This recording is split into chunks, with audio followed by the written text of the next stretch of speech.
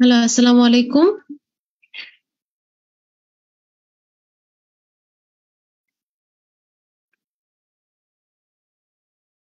আজকের ক্লাসটা একটু বড় হইতে পারে, এজন্য আমি আগেই সরি বলে নিচ্ছি। আর এখানে যে পিডিএফটা আমি দেখাবো সেটা আমি ক্লাসের পরে আপনাদের ইনবক্স করে দিব, বা হচ্ছে ড্রাইভ লিঙ্কটা দিয়ে দিব, সেখান থেকে দেখে নিন। আর বায়োস্ট্যাট জিনিসটা আমরা অনেকে ভয় পাই, আমিও পাইতাম। বাট এটা জিনিসটা হচ্ছে যে আপনি আসলে দেখা যাবে যে আপনি খুব ভালো করে পড়লেন তাতেই যে ক্লিয়ার হয়ে যাবে সেটা না, এটা বারবার পড়া লাগে। এবং যেহেতু ম্যাথমেটিক্যাল কিছু ব্যাপার আছে, যার কারণে বেশি বেশি প্র্যাকটিস করতে হবে এবং ফর্মুলাগুলো বারবার হাতে লিখে আপনার মনে রাখতে হবে। কখনোই আপনি পুরোপুরি মুখস্থ করে এক সপ্তাহ বেশি মনে রাখতে পারবেন না। এই জন্য আজকে যে পড়াবো, আজকের পরে চেষ্টা করবেন যে একবার এটা পড়ে শেষ করতে ভালো মতো। তারপরে উইকলি না হলেও অ্যাটলিস্ট 2 সপ্তাহে একবার রিভিশন দিবেন, না হলে এই জিনিসটা কিন্তু মাথায় থাকবে না। আর এই পুরা জিনিসটাই হচ্ছে অঙ্কের মতো, যত প্র্যাকটিস করবেন তত জিনিসটা খোলাসা হবে আপনার কাছে। এনিওয়ে, আমার এটা হচ্ছে আমার বায়োস্ট্যাটের শীট ছিল, আমি এটা দিয়েই পড়ছিলাম যখন যেবার আমি পরীক্ষা দিছি। এটা আমার ফার্স্ট পেজ। তো আমি যেটা করতাম যে ফার্স্ট পেজের মধ্যে, আচ্ছা তার আগে বলিনি, বায়োস্ট্যাট কিন্তু পেপার 1-এও প্রশ্ন আসে এবং পেপার 2-তেও প্রশ্ন আসে। বায়োফিজিক্স এন্ড বায়োস্ট্যাট লিখা, বাট বায়োফিজিক্সটা আজকে পড়াবো না, শুধুমাত্র বায়োস্ট্যাটিস্টিক্সটা পড়াবো। বায়োস্ট্যাটিস্টিক্সটা যেটা, সেটা হচ্ছে পেপার 1 আর পেপার 2 দুইটাতেই এটা থেকে প্রশ্ন আসে।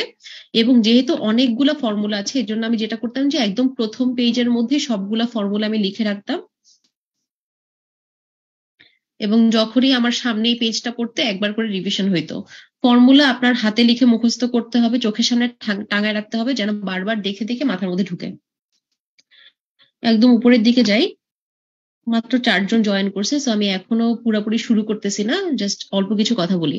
একদম উপরে দেখেন রিস্ক রেশিও আছে, তারপরে অডস রেশিও আছে। রিস্ক রেশিও কিন্তু আমি যেবার পরীক্ষা দিছি ওইবার এটা প্রশ্নে আসছিল, এবং ওইটা থেকেই অঙ্ক করতে দেওয়া হয়েছিল যে রিস্ক রেশিও কিরকম হইতে পারে। তো রিস্ক রেশিও হচ্ছে কতজন এক্সপোজড হয়েছে divided by the number of people who are not exposed to the disease. আর অডস রেশিও হচ্ছে কতজনের অ্যাকচুয়ালি অসুখটা হয়ে গেছে। এটা এখানে এক্সপোজারের ব্যাপার নাই, এক্সপোজার হইলেই কিন্তু সবসময় ডিজিজ হয় না। কারো এক্সপোজার হইলে কারো কারো ডিজিজ হইতে পারে, কারো কারো নাও হইতে পারে। তো যারা এক্সপোজড হয়েছে তাদের মধ্যে আর যারা এক্সপোজড হয় নাই তাদের মধ্যে, এই দুইটা নাম্বারের মধ্যে যে রেশিওটা, সেটা রিস্ক রেশিও।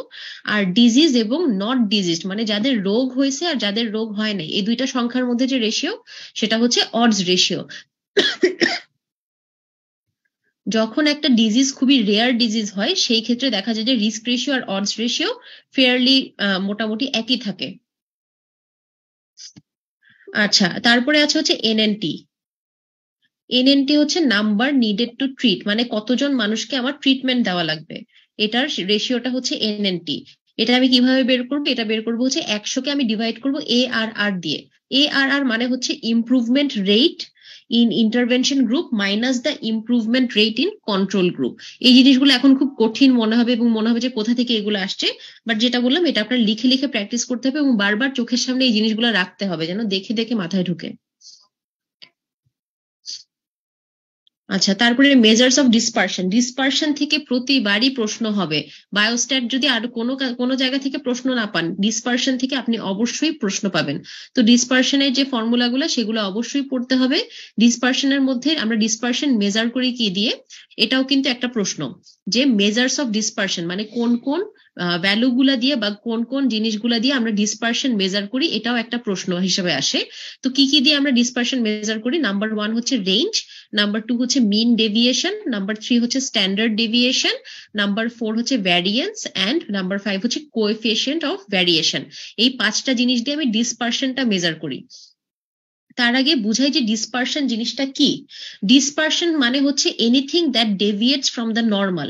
যেটা নর্মাল আছে সেটা তো নর্মালই আছে, কিন্তু এই নর্মাল থেকে কতটুকু দূরে সরে গেছে, কতটুকু ডিসপার্স হয়েছে, এই জিনিসটাকেই বলা হয় হচ্ছে মেজার্স অফ ডিসপারশন। তো একটা জিনিস নর্মাল থেকে কতটা ডেভিয়েটেড বা কতটা দূরে সরে গেছে, কতটা অ্যাবনর্মাল, সেটা আমরা যেসব ভ্যালু দিয়ে মেজার করি সেগুলোকে বলা হয় মেজার্স অফ ডিসপারশন। আর এর মধ্যে আছে range, mean deviation, standard deviation, variance আর কোএফিসিয়েন্ট অফ ভ্যারিয়েশন। তাহলে আপনার প্রথম কাজ হবে এখানে আপনি খালি নামগুলা মুখস্থ করবেন, এই 5টা টার্ম মুখস্থ করবেন, কারণ এটাই একটা প্রশ্ন হিসাবে আসে যে what are the measures of dispersion. তারপরে আপনি মুখস্থ করবেন হচ্ছে এগুলার ফর্মুলা কি কি। মিন ডেভিয়েশন আমি কিভাবে কাউন্ট করি? মিন ডেভিয়েশন কাউন্ট করে হচ্ছে যে ভ্যালুটা আছে সেটা আমি মিন থেকে কাউন্ট করে সেটা টোটাল ভ্যালুর নাম্বার দিয়ে ডিভাইড করব। আর স্ট্যান্ডার্ড ডেভিয়েশন হচ্ছে মিন ডেভিয়েশনটার উপরে দেখেন এক্স মাইনাস x2 আছে, এই জিনিসটাকে স্কোয়ার করার পরে আর নিচে n থেকে 1 মাইনাস করে তার উপরে দিয়ে দিব আমি স্কোয়ার রুট, এটাকে বলা হয় হচ্ছে স্ট্যান্ডার্ড ডেভিয়েশন। ভ্যারিয়েন্স হচ্ছে এস, ভ্যারিয়েন্স আর কিছুই না, ভ্যারিয়েন্স হচ্ছে আপনি যদি স্ট্যান্ডার্ড ডেভিয়েশনটাকে স্কোয়ার করেন তাহলে ভ্যারিয়েন্স পাবেন। তাহলে স্ট্যান্ডার্ড ডেভিয়েশনের ফর্মুলা থেকে আপনি স্কোয়ার রুটটা যদি তুলে ফেলেন তাহলে আপনি ভ্যারিয়েন্সের ফর্মুলাটা পাবেন। আর কোএফিসিয়েন্ট অফ ভ্যারিয়েশন কি? কোএফিসিয়েন্ট অফ ভ্যারিয়েশন হচ্ছে স্ট্যান্ডার্ড ডেভিয়েশনকে আমি যদি মিন, যেটা মিন ভ্যালু সেটা দিয়ে ডিভাইড করি আর সেটার পার্সেন্টেজ বের করি, সেটাকে বলা হয় হচ্ছে কোএফিসিয়েন্ট অফ ভ্যারিয়েশন। আর স্ট্যান্ডার্ড ইরর অফ মিন, এটা অত বেশি ইম্পর্টেন্ট না, তাও একটু লিখে নিতে পারেন। এটা আপনাদের কিন্তু তাড়াহুড়া করে লিখার কোনো দরকার নাই, কারণ এই যে পুরা জিনিসটাই আমি পিডিএফটা দিয়ে দিব আপনাদের ক্লাস শেষ করে। তো এখন আপনি চাইলে জাস্ট এমনি দেখতে পারেন বা স্ক্রিনশট নিতে পারেন, তাড়াহুড়া করে লিখার কোনো প্রয়োজন নাই। ওকে, এরপরে আসি হচ্ছে ডায়াগনস্টিক টেস্ট বা টেস্ট পারফরমেন্সে। এটা খুবই ইম্পর্টেন্ট। সেন্সিটিভিটি কি, স্পেসিফিসিটি কি, তারপরে পজিটিভ প্রেডিক্টিভ ভ্যালু কি, নেগেটিভ প্রেডিক্টিভ ভ্যালু কি, তারপরে পজিটিভ লাইকলিহুড রেশিও আর নেগেটিভ লাইকলিহুড রেশিও। এই ডায়াগনস্টিক টেস্ট বা টেস্ট পারফরমেন্সের মধ্যে এই 6টা জিনিস আছে। তাহলে আপনার প্রথম কাজ হবে এই 6টা জিনিসের নাম মুখস্থ করা, কারণ এটা প্রশ্ন হিসেবে আসতে পারে যে what are the tools of diagnostic test বা what are the tools of test performance. তাহলে টুলস অফ ডায়াগনস্টিক টেস্ট বা টেস্ট পারফরমেন্স হচ্ছে নাম্বার 1 সেন্সিটিভিটি বা ট্রু পজিটিভ। ট্রু পজিটিভ বলতে আমরা কাকে বুঝি? ট্রু পজিটিভ মানে হচ্ছে একটা মানুষের মধ্যে রোগ আছে এবং তার এই রোগটা ডিটারমাইন করার জন্য যে টেস্টটা, সেই টেস্টটাও পজিটিভ পাইছি, এটাকে বলা হয় ট্রু পজিটিভ। আর স্পেসিফিসিটি মানে হচ্ছে ট্রু নেগেটিভ, মানে একটা লোকের মধ্যে ডিজিজও নাই এবং ওই ডিজিজ ডিটারমিনেশনের যে ভ্যালুটা বা যে ইনভেস্টিগেশনটা সেটাও নেগেটিভ, এটাকে বলা হয় ট্রু নেগেটিভ। তারপরে আসে পজিটিভ প্রেডিক্টিভ ভ্যালু, এরপরে negative predictive value, positive likelihood ratio আর নেগেটিভ লাইকলিহুড রেশিও। এটার ক্ষেত্রেও আপনার ফর্মুলাগুলো একটু মুখস্থ করতে হবে, কারণ মাঝে মাঝে দেখা যায় যে কাউন্ট করতে দেয় বা হচ্ছে হিসাব করতে দেয়। সেন্সিটিভিটি বা ট্রু পজিটিভের ক্ষেত্রে কিভাবে আমরা কাউন্ট করব, সেটা হচ্ছে যে ডিজিজ প্রেজেন্ট অ্যান্ড পজিটিভ, কয়জনের ডিজিজ আছে এবং পজিটিভ সেটাকে আমি ডিভাইড করব টোটাল দিয়ে। এটার আমি একটা এক্সাম্পল দিই। ধরেন একটা মানুষের কোভিড এর সব সিমটমস আছে, তার সাথে তার কোভিড টেস্টটাও আরটিপিসিআরও পজিটিভ, তাহলে তাদেরকে আমরা বলবো ট্রু পজিটিভ। আর কারো ধরেন কোভিড এর কোনো সিমটমও নাই এবং তার আরটিপিসিআরও নেগেটিভ, তাহলে সেটাকে আমরা বলবো ট্রু নেগেটিভ। আচ্ছা, এখন আমি একটা অল্টারনেট ফর্মুলা লিখছি দুইটার ক্ষেত্রে। দেখেন, সেন্সিটিভিটির মধ্যে আমি লিখছি টিপি বাই টিপি প্লাস এফএন। তার মানে সেন্সিটিভিটি বা ট্রু পজিটিভ বের করার আরেকটা উপায় কি, সেটা হচ্ছে আমি total positive divided by total positive, true positive divided by true positive plus false negative দিয়ে ভাগ করব। আর স্পেসিফিসিটি কিভাবে বের করব সেটা হচ্ছে total negative divided by true negative plus false পজিটিভটা যোগ করব। আর পজিটিভ প্রেডিক্টিভ ভ্যালুটা কি? পজিটিভ প্রেডিক্টিভ ভ্যালু হচ্ছে একটা জিনিস কতটা পজিটিভ আছে সেটা। সো এটাকে আমি কিভাবে বের করবো? উপরে আমি রাখবো হচ্ছে ট্রু পজিটিভ, নিচে রাখবো true positive plus false positive, মানে যতগুলো ধরনের পজিটিভ আছে সেগুলা দিয়ে আমি ট্রু পজিটিভকে যদি ভাগ করি সেই ক্ষেত্রে আমি পাবো পজিটিভ প্রেডিক্টিভ ভ্যালু। একইভাবে নেগেটিভ প্রেডিক্টিভ ভ্যালু কিভাবে পাবো? সেটা হচ্ছে ট্রু নেগেটিভকে আমি ডিভাইড করব যত ধরনের নেগেটিভ সম্ভব। নেগেটিভ কত ধরনের সম্ভব? ট্রু নেগেটিভ সম্ভব, ফলস নেগেটিভ সম্ভব। এই সব ধরনের নেগেটিভ গুলাকে নেগেটিভ দিয়ে আমি ভাগ করব ট্রু নেগেটিভকে। তাহলে আবার একটু আমি রিক্যাপ করি। সেন্সিটিভিটির ক্ষেত্রে আমার উপরে থাকবে মানে নিউমেরেটরের ক্ষেত্রে থাকবে হচ্ছে ট্রু পজিটিভ, আর নিচে কি থাকবে? ট্রু পজিটিভ আর ফলস নেগেটিভ। মানে টোটাল ডিজিজ যাদের আছে, টোটাল ডিজিজ কাদের আছে? যাদের আমি ডিজিজটা পজিটিভ পাইলাম, ট্রু পজিটিভ তারা, আর ফলস নেগেটিভ মানে হচ্ছে ডিজিজ আছে কিন্তু টেস্টে আসে নাই, এটাকে বলা হচ্ছে ফলস নেগেটিভ। তাহলে সেন্সিটিভিটি আমি বের করতেছি true positive divided by true positive plus false negative দিয়ে। স্পেসিফিসিটি বের করবো কিভাবে? সেটা হচ্ছে true negative divided by true negative মানে আসলেই ডিজিজ নাই, আর প্লাস ফলস পজিটিভ মানে ডিজিজ নাই কিন্তু ইনভেস্টিগেশনে পজিটিভ আসছে। আর পজিটিভ প্রেডিক্টিভ ভ্যালুটা হচ্ছে true positive divided by all kinds of positive, মানে হচ্ছে ট্রু পজিটিভও এখানে থাকবে, ফলস পজিটিভও থাকবে। নেগেটিভ প্রেডিক্টিভ ভ্যালুটা similarly true negative divided by true negative plus false negative, মানে অল কাইন্ডস অফ নেগেটিভ দিয়ে আমি সেটাকে ডিভাইড করব। তারপরে পজিটিভ লাইকলিহুড রেশিও, এটার disease and positive, non disease and positive এত কিছু মনে রাখার দরকার নেই। এটার ইজি একটা ফর্মুলা আছে। ইজি ফর্মুলাটা হচ্ছে আপনি সেন্সিটিভিটিকে ডিভাইড করবেন 1 মাইনাস স্পেসিফিসিটি দিয়ে। নেগেটিভ লাইকলিহুড রেশিওটা এটার উল্টা, মানে স্পেসিফিসিটিকে আপনি ডিভাইড করবেন 1 মাইনাস সেন্সিটিভিটি দিয়ে। এখানে দেখেন আপনি সেন্সিটিভিটিটা আমরা তো পজিটিভের ক্ষেত্রে ব্যবহার করতেছি তাই না, ট্রু পজিটিভ। তাহলে এই ক্ষেত্রে সেন্সিটিভিটির ক্ষেত্রে আপার হ্যান্ড নেবে হচ্ছে পজিটিভটা। পজিটিভ লাইকলিহুড রেশিওর ক্ষেত্রে সেন্সিটিভিটিটা উপরে থাকবে আর 1 মাইনাস স্পেসিফিসিটি নিচে থাকবে, কারণ পজিটিভটা অ্যাসোসিয়েটেড উইথ সেন্সিটিভিটি, আর স্পেসিফিসিটির ক্ষেত্রে তার উল্টা কেন হবে? কারণ specificity is associated with negativity. আচ্ছা, মাত্র 8 জন এখন লাইভে আছে। আমার চেহারা যে কেমন দেখা যাচ্ছে আমি আসলে বুঝতেছি না। এনিওয়ে, নট ইম্পর্টেন্ট, পড়াটা ভালো হইলেই হইলো। এটা গেল হচ্ছে ফার্স্ট পেজ। এটা আমি জাস্ট হচ্ছে এতক্ষণ যেন লাইভে আরো কিছু মানুষ আসে এই জন্য একটু বললাম। এখন আমরা পড়ার মধ্যে ঢুকে যাই। এই জিনিসগুলো একটু দেখতে পারেন। সেটা হচ্ছে যে আমি যেবার পরীক্ষা দিছিলাম সেবার হচ্ছে এফসিপিএস মেডিসিনে কি কি প্রশ্ন আসছিল, এফসিপিএস সার্জারিতে কি কি প্রশ্ন আসছিল বায়োস্ট্যাটের, সেগুলো একটু লিখে নিছিলাম জাস্ট একটু আইডিয়া পাওয়ার জন্য যে এফসিপিএস এ আসলে কি ধরনের প্রশ্ন করা হয়। তো এগুলো জাস্ট একটা রিডিং দিবেন আর বুঝার চেষ্টা করবেন, কিন্তু খুব বেশি আসলে মাথা গরম করার দরকার নেই। শুরুর দিকে পড়া খুবই কম। প্রথমেই আসে হচ্ছে রিসার্চ। রিসার্চ কাকে বলে? রিসার্চ হচ্ছে একটা সায়েন্টিফিক অ্যান্ড সিস্টেমেটিক সার্চ, যেটা দিয়ে আমার একটা কোয়েশ্চেনের অ্যান্সার বা একটা প্রবলেমের সলিউশনটা বের করা হয়। রিসার্চ প্রোটোকলের মধ্যে কি কি আছে এগুলো একটু দেখতে পারেন, কিন্তু এই জায়গাগুলো থেকে প্রশ্ন আসলে কম হয়। টাইপস অফ রিসার্চটা একটু দেখবেন, descriptive, analytical, qualitative, quantitative, applied আর বেসিক। এখানে জাস্ট নামগুলো পড়লেই হবে, খুব বেশি প্রশ্ন আসে না। ডাটা ইকুয়াল টু ভ্যারিয়েবল, এটা একটু মাথায় রাখেন যে যাহা ডাটা তাহাই ভ্যারিয়েবল। এফসিপিএস সার্জারির প্রশ্নগুলো লিখছিলাম, এগুলো জাস্ট আপনাদের একটু দেখানোর জন্য। আচ্ছা, ভ্যারিয়েবল, ভ্যারিয়েবল থেকে কিন্তু প্রশ্ন আসে। ভ্যারিয়েবল থেকে কি কি প্রশ্ন আসে? প্রথমত হচ্ছে ভ্যারিয়েবল কি ধরনের হয়? Based on relationship to each other 4 ধরনের হয়। একটা হচ্ছে ইন্ডিপেন্ডেন্ট, একটা ডিপেন্ডেন্ট, একটা ইন্টারভেনিং, একটা কনফাউন্ডিং। আর বেসড অন ক্যারেক্টারিস্টিক্স হচ্ছে কোয়ান্টিটেটিভ আর কোয়ালিটেটিভ। দেখা যায় যে আপনাকে একটা প্রশ্ন দিয়ে দিবে, প্রশ্ন দেওয়ার পর জিজ্ঞেস করতে পারে যে এটা কি ধরনের ভ্যারিয়েবল।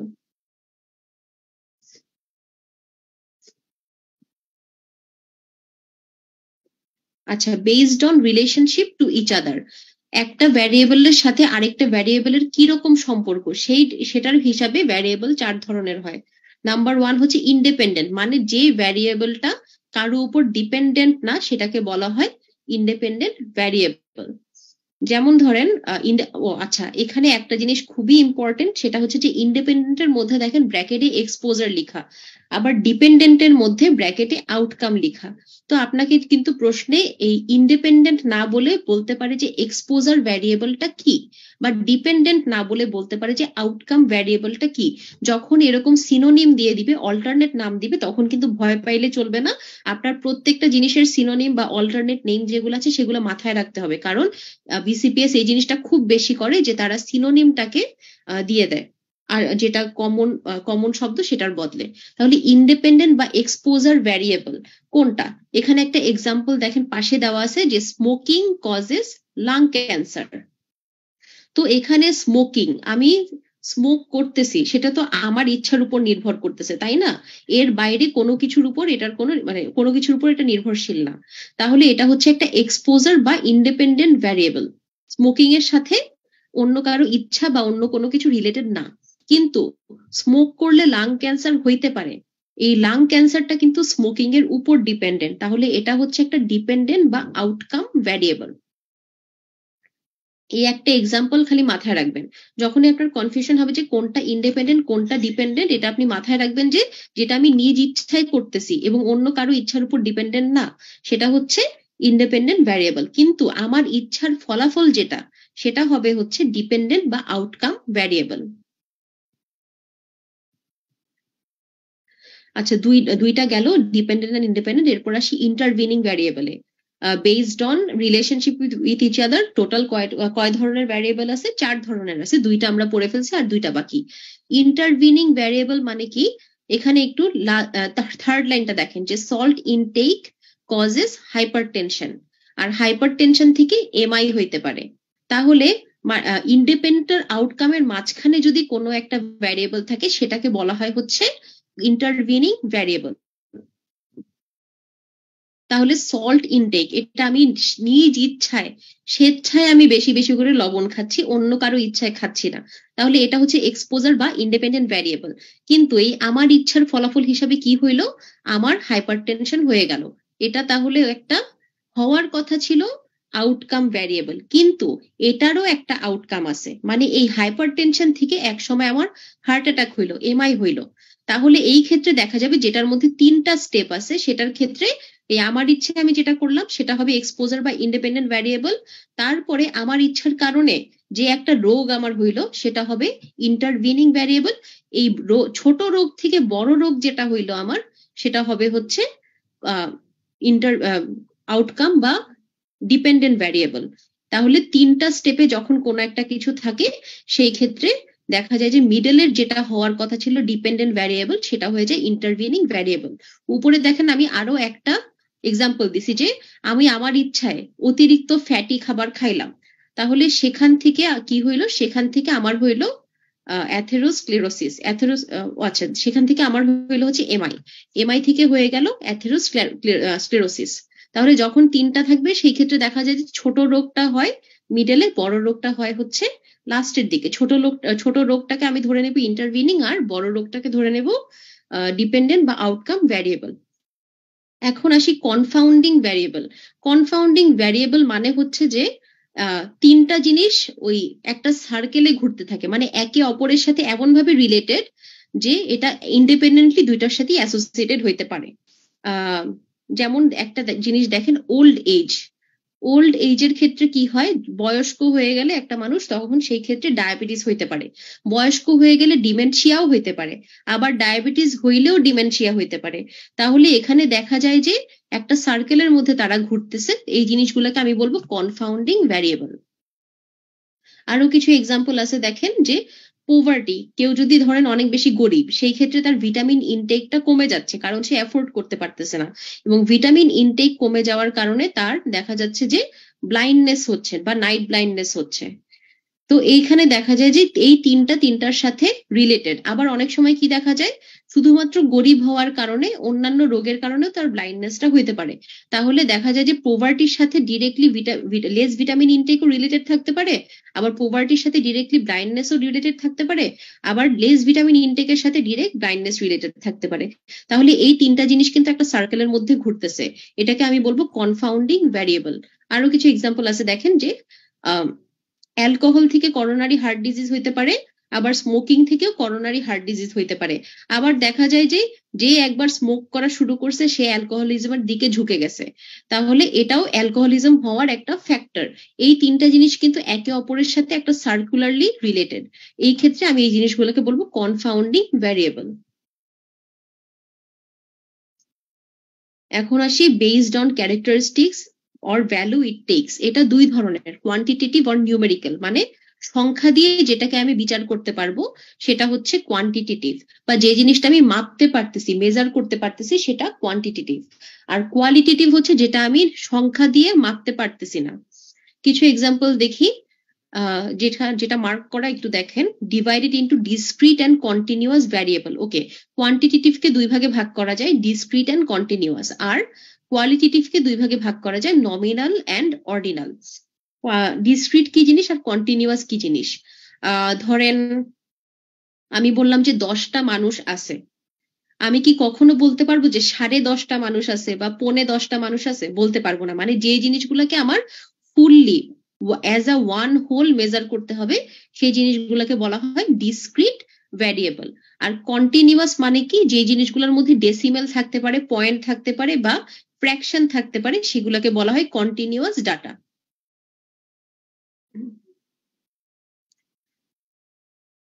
এক্সাম্পল দেওয়া আছে দেখেন, discrete variable does not take a fraction such as pulse rate or family member. মানে মানুষকে তো আমি ওই আধা বা পৌনে হিসেবে কাউন্ট করতে পারবো না, তাহলে তারা হচ্ছে ডিসক্রিট। কিন্তু আমার ওজন বা আমার হাইট এগুলার মধ্যে ডেসিমেল আছে, বা ধরেন হচ্ছে কি বলে, আর কিসের এক্সাম্পল দিব, বিভিন্ন আমরা যে টেস্ট করি, সিরাম বিলিরুবিন বলেন, তারপরে হচ্ছে সিরাম ক্রিটিনিন বলে, সেগুলা হচ্ছে পয়েন্টে হয় ডাটাগুলা, এগুলাকে আমরা বলি কন্টিনিউয়াস ভ্যারিয়েবল। তারপরে কোয়ালিটেটিভে আসি। আচ্ছা, কন্টিনিউয়াস কোয়ান্টিটেটিভ বা নিউমেরিক্যাল হচ্ছে সংখ্যা থাকবে, তাই তো? কিন্তু অনেক সময় দেখা যায় যে সংখ্যা আছে কিন্তু সেটা কোয়ালিটেটিভ। সেটা কি ধরনের হইতে পারে? যেমন ধরেন আমাদের এনআইডি নাম্বার, এনআইডি নাম্বারটা তো একটা সংখ্যা, তাই না? কিন্তু এটা কিন্তু কোয়ান্টিটেটিভ না, এটা একটা কোয়ালিটেটিভ, কারণ এটা দিয়ে আমাদেরকে মানুষ হিসাবে মেজার করা হয় না, এটা দিয়ে আমাদেরকে মানুষ হিসেবে আইডেন্টিফাই করা হয়। তাহলে এটা যদিও নাম্বার আছে তাহলে এটা কোয়ালিটেটিভ হবে। বা জিপ কোড, ধরেন আমি উত্তরায় থাকছি অনেক বছর, সেখানকার জিপ কোড কি? সেখানকার পোস্ট কোড হচ্ছে 1230। তাহলে 1230 দিয়ে কিন্তু কোনো সংখ্যা বুঝাচ্ছে না, এটা দিয়ে একটা জায়গা বুঝাচ্ছে। তাহলে এটাও কিন্তু একটা কোয়ালিটেটিভ বা ক্যাটাগরিক্যাল ডাটা। এই জিনিসগুলো একটু মাথায় রাখতে হবে যে কোন জিনিসগুলো সংখ্যা হওয়া সত্ত্বেও কোয়ালিটেটিভ। এটাকে দুই ভাগে ভাগ করা যায়, একটা হচ্ছে নমিনাল, একটা অর্ডিনাল। নমিনাল মানে হচ্ছে একদম ডিরেক্ট, যেমন ধরেন ব্লাড গ্রুপ, আমার ব্লাড গ্রুপ ও পজিটিভ, আপনার ব্লাড গ্রুপ বি পজিটিভ, এগুলা তো মাঝামাঝি হওয়ার কোনো উপায় নাই, তাই না? তাহলে এই জিনিসগুলো হচ্ছে নমিনাল। তারপরে জেন্ডার, কেউ মেল হবে বা কেউ ফিমেল হবে বা কেউ দেখা যাবে থার্ড জেন্ডারের হবে, এর বাইরে তো হওয়ার কিছু নাই। তাহলে এই জিনিসগুলো হচ্ছে নমিনাল ডাটা, মানে স্পেসিফিক। কিন্তু যেগুলা হচ্ছে একটা স্কেলের মধ্যে মেজার করা যায় বা একটা ক্যাটাগরি আছে, একটা অর্ডার আছে, সেগুলোকে বলা হয় অর্ডিনাল। যেমন আমরা বলি না যে নো ডিহাইড্রেশন, সাম ডিহাইড্রেশন, সিভিয়ার ডিহাইড্রেশন, বা বলি যে কি বলবো, অ্যাকিউট অ্যাজমা, তারপরে সিভিয়ার অ্যাজমা, যেগুলা হচ্ছে এরকম আমরা কতটা মাইল্ড, কতটা সিভিয়ার, কতটা কি পজিশন আছে বা পেশেন্ট কি কন্ডিশনে আছে সেটা মেজার করার জন্য একটা স্কেল আমরা ঠিক করছি, যে এতটুকু হইলে আমরা বলবো নো ডিহাইড্রেশন, এতটুকু হইলে বলবো সাম ডিহাইড্রেশন, বা এতটুকু হইলে বলবো যে সিভিয়ার ডিহাইড্রেশন। যেগুলোর এরকম অর্ডার আছে বা স্কেল আছে, সেই জিনিসগুলোকে বলা হয় অর্ডিনাল বা natural order of qualitative variables. এরপরে ডিরাইভ টিরাইভ তত কিছু অত পড়া লাগবে না, আমি একটু তাড়াতাড়ি যেতে চাচ্ছি বিকজ দেখতেছি 77 পেজের একটা পিডিএফ। ওকে, ডাটা, ডাটা আর ভ্যারিয়েবল এক জিনিস, তার মানে ভ্যারিয়েবলের ক্লাসিফিকেশন আমরা যা পড়লাম ডাটার ক্লাসিফিকেশনও সেম। বেসড অন ক্যারেক্টারিস্টিক্স ডাটাও হবে দুই ধরনের, কোয়ান্টিটেটিভ আর কোয়ালিটেটিভ। কোয়ান্টিটেটিভ দুই ধরনের হয়, ডিসক্রিট কন্টিনিউয়াস। কোয়ালিটেটিভ দুই ধরনের হয়, নমিনাল আর অর্ডিনাল। কিন্তু বেসড অন সোর্স ডাটা আবার তিন ধরনের, প্রাইমারি সোর্স, সেকেন্ডারি সোর্স আর ডিরাইভড সোর্স। এগুলো একটু পরে বলতেছি। তারপরে based on how many variable and piece of information incorporates, এটা হচ্ছে তিন ধরনের, univariate, bivariate, multivariate. Based on scale of measurement আছে হচ্ছে নমিনাল, অর্ডিনাল, ইন্টারভেল, আর একটা কি আছে করতে পারতেছি না আমি, এখানে এক্সপ্লেনেশন গুলো আছে। আচ্ছা, আমরা এখন আসি based on source. Based on source data তিন ধরনের। প্রাইমারি মানে আমি নিজের হাতে মেজার করলাম, নিজের চোখে দেখলাম, নিজে ইন্টারভিউ করলাম বা নিজে এক্সপেরিমেন্ট করে বের করলাম, এটা প্রাইমারি ডাটা। সেকেন্ডারি ডাটা কি? সেকেন্ডারি ডাটা হচ্ছে অন্য কেউ আমার আগে এগুলা করে বইয়ে লিখে গেছে, মানে কিছু রেকর্ড আছে, এটার বইয়ে লেখা আছে, জার্নাল আছে, সেগুলা থেকে আমি ডাটা নিচ্ছি, এটাকে বলা হয় সেকেন্ডারি ডাটা। আর ডিরাইভ ডাটা হচ্ছে প্রাইমারি আর সেকেন্ডারি ডাটা থেকে মেজার করে যদি আমি কিছু পাই সেটাকে বলা হয় ডিরাইভ ডাটা। এক্সাম্পল একটা দেওয়া আছে, দেখেন বিএমআই।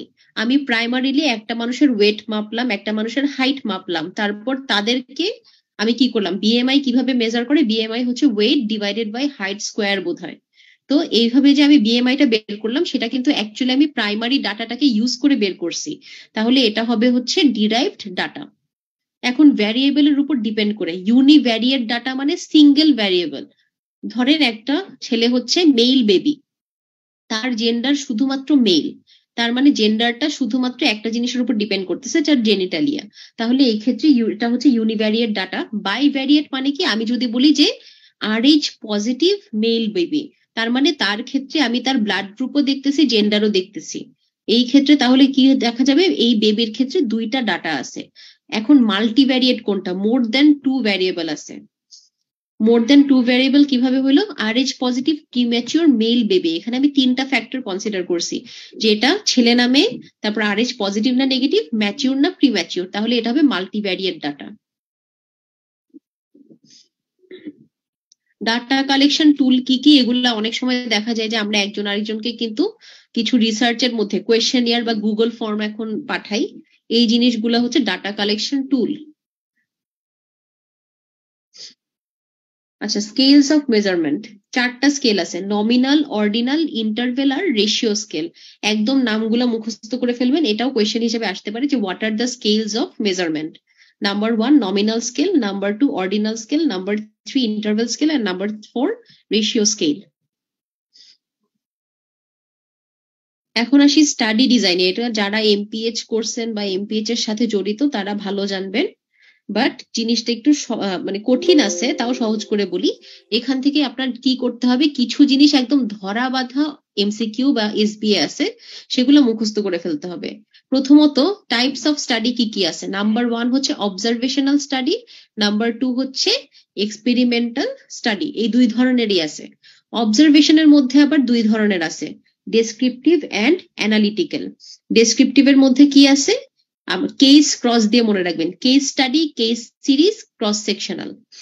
আর এটা মাথায় রাখবেন যে যেগুলা সাধারণত বেশি আমরা ইউজ করি সেগুলা হচ্ছে অ্যানালিটিক্যাল স্টাডি। ডেসক্রিপটিভ স্টাডির কিন্তু আজকাল যুগ খুব একটা নাই, অ্যানালিটিক্যাল স্টাডির যুগটা বেশি।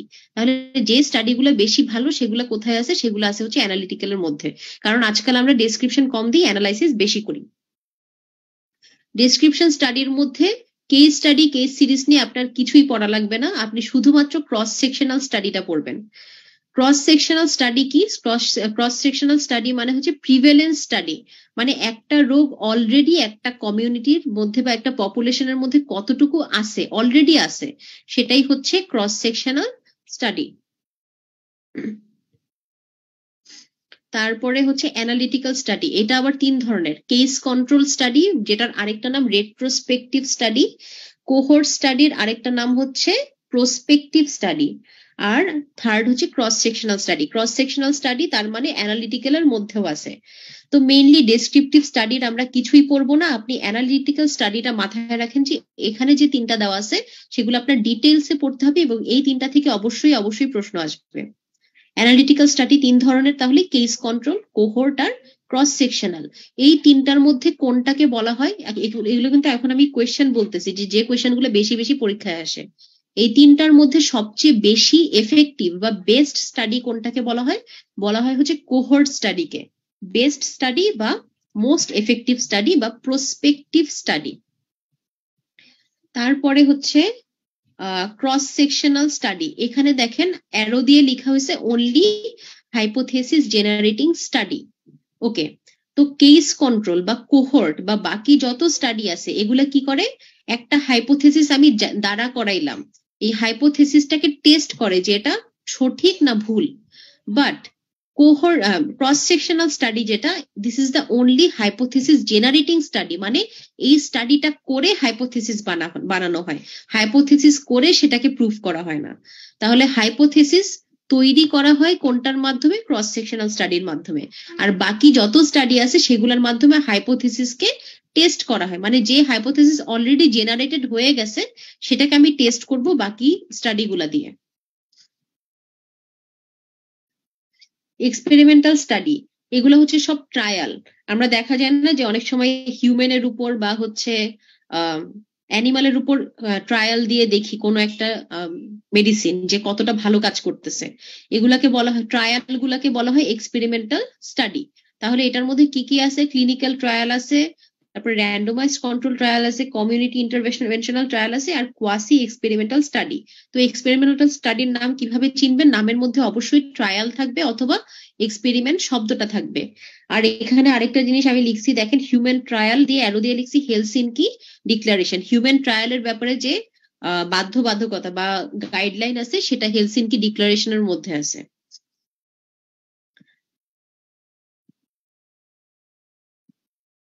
Difference between observational and experimental study.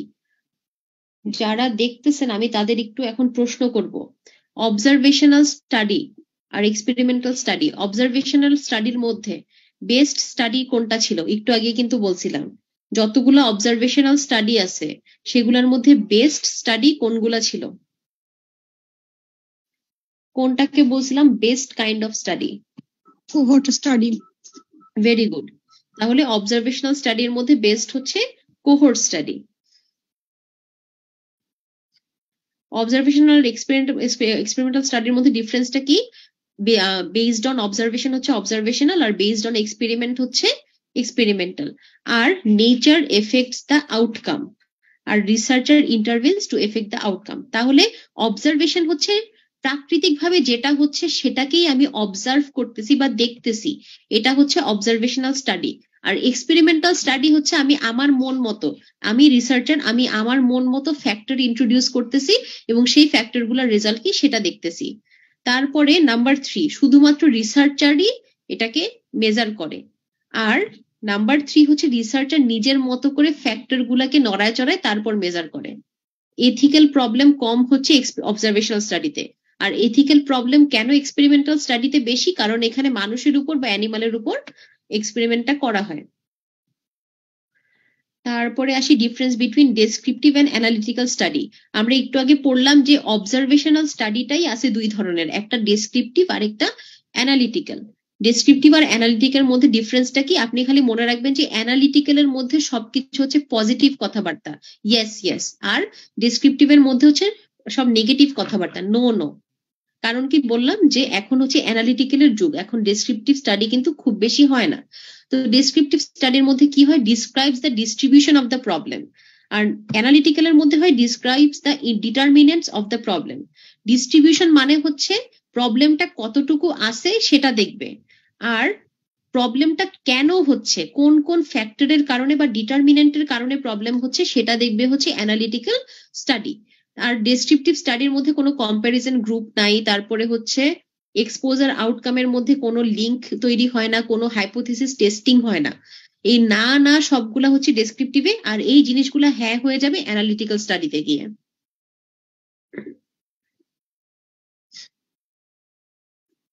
আচ্ছা, তারপরে এখন আসি ক্রস সেকশনাল স্টাডিতে। ক্রস সেকশনাল স্টাডিটা কি করে? এটা হাইপোথেসিস তৈরি করে, this is the hypothesis generating study. এই ক্রস সেকশনাল স্টাডি ছাড়া বাকি সবগুলা কি করবে? হাইপোথেসিস টেস্ট করবে। ক্রস সেকশনাল স্টাডির আরেকটা নাম কি? Prevalence study. মানে ক্রস সেকশনাল স্টাডি হচ্ছে যে একটা ডিজিজ অলরেডি আমার সোসাইটি বা কমিউনিটিতে আসছে, সেটাকে নিয়ে আমি রিসার্চ করব, এটা হচ্ছে ক্রস সেকশনাল স্টাডি। মানে already the disease is prevalent in the community, আমার কাজ হচ্ছে ওই ডিজিজ থেকে ডাটাটা বের করা। মানে এখানে কিন্তু আমি ডিজিজ যে প্রিভেলেন্ট সেটা আবিষ্কার করতেছি না, আমি অলরেডি জানি ডিজিজটা আছে, কিন্তু ডিজিজটা কেন আছে, কিভাবে আছে, সেটা আমি দেখবো হচ্ছে ক্রস সেকশনাল স্টাডির মধ্যে।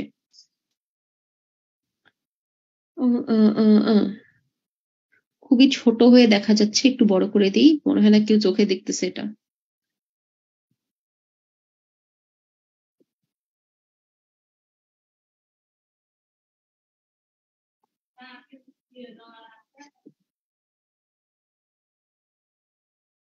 আচ্ছা, আর ক্রস সেকশনাল স্টাডি এতে বললাম। এখন একটু সাইডে দেখেন কিছু কথা লিখে রাখছি যে যদি আগে থেকে আমি রেজাল্ট জেনে যাই বা ডাটা জেনে যাই তাহলে সেটা হবে কোহর্ট স্টাডি। আর ক্যারেক্টারিস্টিক্স গুলো অতটা পড়া লাগবে না, অ্যাডভান্টেজ গুলো একটু পড়তে পারেন, ডিসঅ্যাডভান্টেজ করতে পারে।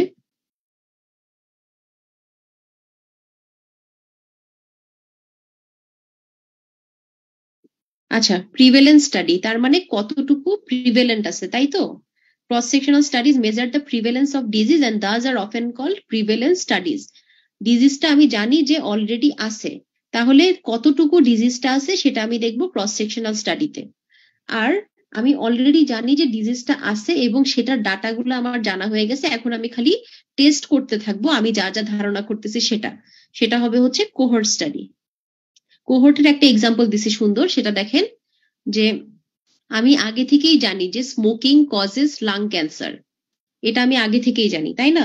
আমরা সবাই জানি যে স্মোকিং কজেস লাং ক্যান্সার। কিন্তু এটার সাথে আরো কোনো ঝামেলা আছে কিনা সেটা দেখার জন্য হচ্ছে কোহর্ট স্টাডি। মানে রেজাল্টটা আমি অলরেডি জানি যে লাং ক্যান্সার হবেই, কিন্তু তার আগে যে আরো কিছু স্টেপস আছে সেই স্টেপস গুলো আমি দেখবো কোহর্টে। আর ক্রস সেকশনাল স্টাডির মধ্যে আমার কাজ কি হবে, আমি দেখতেছি যে এটার মধ্যে এই ডিজিজটা আছে, কিন্তু কতটুকু লাং ক্যান্সার হচ্ছে, মানে ডিজিজটা কতটুকু হচ্ছে আমার কমিউনিটিতে বা কতটুকু প্রিভেলেন্ট সেটা দেখবো ক্রস সেকশনাল স্টাডিতে। কেস কন্ট্রোলে আসি, এটাকে বলা হয় হচ্ছে রেট্রোস্পেকটিভ স্টাডি। আচ্ছা, রেট্রোস্পেকটিভ কি আর প্রসপেকটিভ কি? রেট্রোস্পেকটিভ মানে হচ্ছে আমি পিছন দিকে যেয়ে দেখবো যে এটা কেন হয়েছিল, কখন হয়েছিল, মানে এই ডিজিজটা যে হইলো এটার পিছনে কি কি ফ্যাক্টর কাজ করছে বা এই ডিজিজের হিস্ট্রিটা কি সেটা আমি দেখবো কেস কন্ট্রোলে। বাট ডিজিজের সামনে কি হইতে পারে বা এই ডিজিজের জন্য আরো কি কি ঝামেলা হইতে পারে, এই ফিউচারটা আমি দেখবো কোথায়? এটা দেখবো হচ্ছে প্রসপেকটিভ স্টাডি, স্টাডিতে, যেটার আরেকটা নাম হচ্ছে কোহর্ট স্টাডি।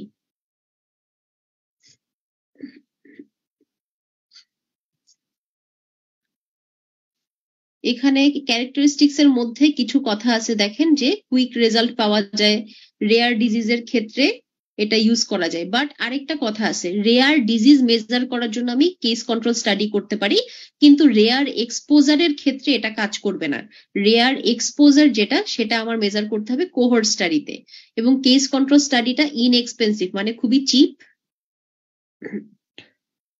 মেথোডোলজি, কিভাবে কেস কন্ট্রোল স্টাডি করা যায়, কিভাবে করব, সেটা হচ্ছে আমি কতজনের ডিজিজ হয়েছে সেটাকে আমি মেজার করব কিসের সাথে, কতজনের ডিজিজ হয় নাই সেটার সাথে। তার মানে অডস রেশিওটা আমার দরকার হবে, একদম ফার্স্ট পেজে বলছিলাম। তারপরে এক্সপোজার দেখতে হবে, এক্সপোজড হয়েছে divided by the number of people not exposed, তার মানে রিস্ক রেশিও দেখতে হবে। তাহলে আমরা কি পাইলাম, কেস কন্ট্রোল স্টাডির মধ্যে আমি কিভাবে স্টাডি করব, আমার অডস রেশিও দেখতে হবে, রিস্ক রেশিও দেখতে হবে। এক্সাম্পল গুলো আমার খুব ভাল লাগে, কারণ দেখা যায় যে এতক্ষণ ধরে বক বক করতেছি, মাথায় কিছু ঢুকবে না, একটা এক্সাম্পল দিলেই মাথায় ঢুকে যায়। তো এক্সাম্পল কি আছে, prior estrogen used in uterine cancer cases compare to age match controls without cancer to assess possible risk of exposure. এটা কি? আচ্ছা, এই ক্ষেত্রে তাহলে কেস কোনটা? কেস হচ্ছে ডিজিজটা ইউটেরাইন ক্যান্সার, আর কন্ট্রোল কোনটা? কন্ট্রোল হচ্ছে এস্ট্রোজেন ইউজ করা। তাহলে এক্সট্রোজেনের এক্সপোজারে যারা আসছে দেখা গেছে তাদের ইউটেরাইন ক্যান্সার হয়েছে, এখানে এক্সপোজার আমি দেখতেছি, এই এক্সপোজারের কারণে ডিজিজ কোনটা হচ্ছে সেটা দেখতেছি। তাহলে এটা একটা case control study. Advantage and disadvantage, advantage কি সেটা হচ্ছে রেয়ার ডিজিজের ক্ষেত্রে এটা ইউজ করা যায়, ক্রনিক ডিজিজের ক্ষেত্রে ইউজ করা যায়, স্মলার স্যাম্পল সাইজ দিয়ে ইউজ করা যায়, লেস এক্সপেন্সিভ। তাহলে এই চারটা গেল অ্যাডভান্টেজ। ডিসঅ্যাডভান্টেজ কি কি আছে, সেটা হচ্ছে যে এটার সিলেকশন বায়াস থাকতে পারে, আর not efficient for the study of rare exposures. কোহর্টে আসি, কোহর্ট কেস কন্ট্রোল অথবা ক্রস সেকশনাল, এই তিনটা থেকে অবশ্যই আপনি প্রশ্ন পাবেন। কোহর্ট হচ্ছে একটা প্রসপেক্টিভ স্টাডি। প্রসপেক্টিভ স্টাডির একটা এক্সাম্পল দেখেন, যে চিকুনগুনিয়া এফেকশন ইন ঢাকা বা effect of smoking in lung cancer. মানে হচ্ছে যে আমি এখন দেখবো যে ঢাকা শহরে চিকুনগুনিয়ার এফেক্ট কিরকম, বা হচ্ছে লাং ক্যান্সারের ক্ষেত্রে স্মোকিং এর এফেক্ট কিরকম। মানে স্মোকিংটা ফিউচারে গিয়ে আমার লাংসের কি ক্ষতি করতে পারে, মানে ফিউচারে কি হবে সেটা আমি দেখতে চাচ্ছি। এটা হচ্ছে কোহর্ট স্টাডি বা প্রসপেক্টিভ স্টাডি, মানে সামনের দিকে আগাবে, সামনে কি হবে সেটা দেখবে। তার মানে কজ টু এফেক্ট, কারণ থেকে এফেক্টের দিকে যাবে হচ্ছে কোহর্ট স্টাডি। আর যেটা কেস কন্ট্রোল স্টাডি, সেই এফেক্টটা অলরেডি জানে, এই এফেক্টটা কি কি কারণে হয়েছে কারণটা খুঁজে বের করবে হচ্ছে কেস কন্ট্রোল স্টাডিতে। টাইপস অফ কোহর্ট স্টাডি কি কি আছে সেটা হচ্ছে প্রসপেক্টিভ, বেশিরভাগই হচ্ছে প্রসপেক্টিভ, মাঝে মাঝে it can be retrospective. Advantage and disadvantage এটা লাগবে, direct calculation of risk ratio, তারপরে হচ্ছে রেয়ার এক্সপোজার, আর strongest observational design for establishing cause and effect relationship. এটা একটা এসবিএ, যে কোন স্টাডি দিয়ে আমি স্ট্রংগেস্ট অবজারভেশনাল ডিজাইন করতে পারি for establishing cause and effect relationship. আচ্ছা, আর যেগুলা আমার কেস কন্ট্রোলের ক্ষেত্রে অ্যাডভান্টেজ ছিল, যে খুব দ্রুত হইতো, স্মল স্যাম্পল সাইজ দিয়ে হইতো, খুবই চিপ ছিল, রেয়ার ডিজিজের ক্ষেত্রে ইউজ করা যেত, এই জিনিসগুলা এই কোহর্টে পাওয়া যাবে না। এটার উল্টাটাই হচ্ছে কোহর্টের ডিসঅ্যাডভান্টেজ। আর যে জিনিসগুলা ছিল কেস কন্ট্রোলের ডিসঅ্যাডভান্টেজ, সেগুলা হয়ে যাবে হচ্ছে কোহর্টের অ্যাডভান্টেজ। এভাবে মনে রাখলে পড়া অনেক কমে যায়, আসলে বারবার পড়া লাগে না। আচ্ছা, এটা অবশ্যই পড়তে হবে, এটা থেকে প্রশ্ন আসার সম্ভাবনা খুবই বেশি। Difference between case control study and cohort study. Case কন্ট্রোলটা হচ্ছে রেট্রোস্পেক্টিভ, মানে এফেক্ট থেকে কজ, কি কারণে ডিজিজ হইলো কারণটা খুঁজে বের করবে। আর কোহর্টে কি হবে, কজ টু এফেক্ট, যে আমি কজ অলরেডি জানি, এই কজের কারণে আমার কি ডিজিজ হবে খুঁজে বের করবে। এই যে বুড়ি, এই বুড়ি, এক্সকিউজ মি, যারা আমার সাথে লাইভে আছেন একটু মিউট করে রাখেন, যদি আপনাদের কোনো প্রশ্ন থাকে সেই ক্ষেত্রে আনমিউট করে প্রশ্ন করবেন। আচ্ছা, যেটা বলতেছিলাম কেস কন্ট্রোল স্টাডি, তার মানে হচ্ছে আমি কারণ খুঁজে বের করব কেস কন্ট্রোলে, আর ডিজিজ খুঁজে বের করব কোহর্টে। আর starts with the disease case control হবে, কারণ ডিজিজ থেকে তো কারণ খুঁজে বের করব।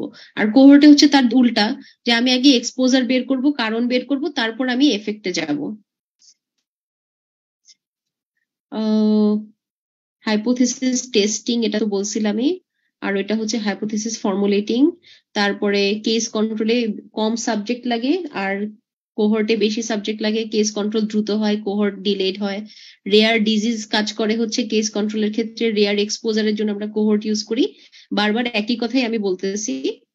আচ্ছা, এখন এখানে কেস কন্ট্রোল আছে, কোহর্ট আছে, কিন্তু অনেক সময় কি দেখা যায়, পরীক্ষায় দেখা যায় যে কোহর্টের সাথে ক্রস সেকশনালের ডিফারেন্সটা দিল আপনাকে, বা কেস কন্ট্রোলের সাথে ক্রস সেকশনালের ডিফারেন্সটা আপনাকে দিল। তো এই জন্য আমি কি করছি, ক্রস সেকশনালের যেসব পয়েন্ট আছে সেগুলো এখানে তুলে দিছি, যেন প্রশ্ন যদি আসে তিনটা একসাথে কম্পেয়ার করে আপনারা পড়তে পারেন।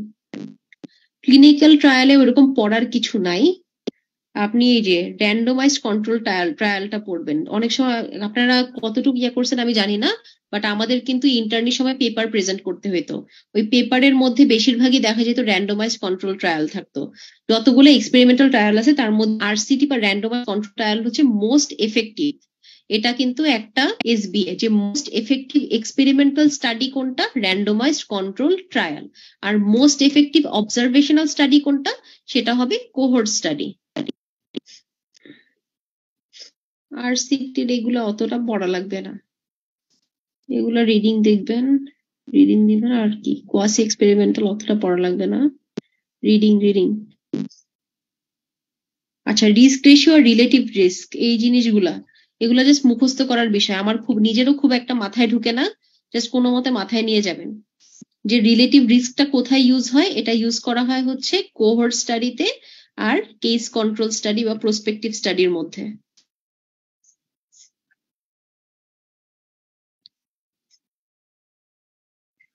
অডস রেশিও, আচ্ছা এই জিনিসটাই মনে হয় প্রথম দিকে বলছিলাম, যে রিস্ক রেশিও মানে হচ্ছে কতজন এক্সপোজড হলো ডিভাইডেড বাই কতজন এক্সপোজড হয় নাই, সেটাই হচ্ছে রিলেটিভ রিস্ক। আর অডস রেশিও হচ্ছে কতজনের রোগ হয়েছে ডিভাইডেড বাই কতজনের রোগ হয় নাই, সেটাই।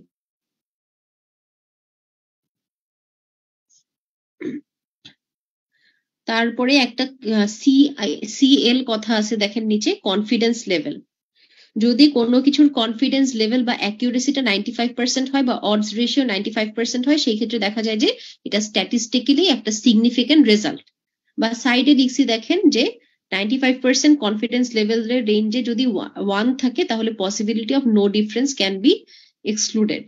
এই জিনিসগুলো একটু মাথায় নিতে হবে আপনার, যে 95% কনফিডেন্স লেভেলের রেঞ্জে 1 আছে মানে হচ্ছে নর্মাল। যে কোনো স্ট্যাটিস্টিক্স এর ক্ষেত্রে 1 মিনস নর্মাল, ঠিক আছে?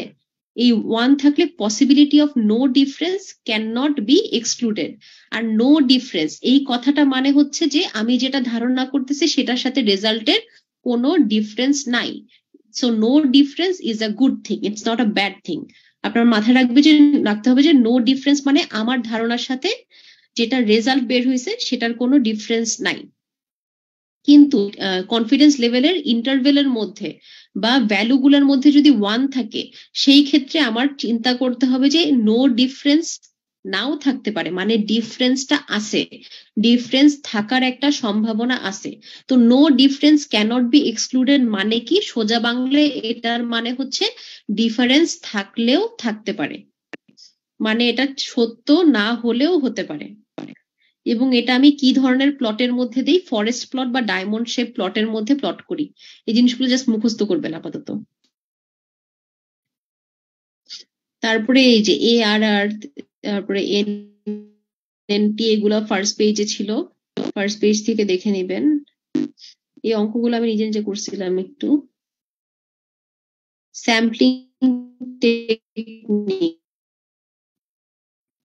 টাইপস অফ স্যাম্পলিং লাগবে, প্রবাবিলিটি বা র্যান্ডম বা নন র্যান্ডম বা নন রিপ্রেজেন্টেটিভ স্যাম্পলিং। এখান থেকে কিভাবে প্রশ্ন আসে সেটা বলি। সেটা হচ্ছে যে প্রথমে আপনার দুইটার নাম মুখস্থ করতে হবে। নাম্বার 1-এ আছে প্রবাবিলিটি স্যাম্পলিং, যেটার আরেকটা নাম হচ্ছে র্যান্ডম স্যাম্পলিং, যেটার আরেকটা নাম হচ্ছে রিপ্রেজেন্টেটিভ স্যাম্পলিং। তাহলে এটার উল্টাটাই হবে নন প্রবাবিলিটি স্যাম্পলিং বা নন র্যান্ডম স্যাম্পলিং বা নন রিপ্রেজেন্টেটিভ স্যাম্পলিং। কেন বলতেছি, কারণ FCPS এ দেখা যায় যে প্রবাবিলিটি স্যাম্পলিং লিখেও বলতে পারে বা র্যান্ডম লিখেও বলতে পারে।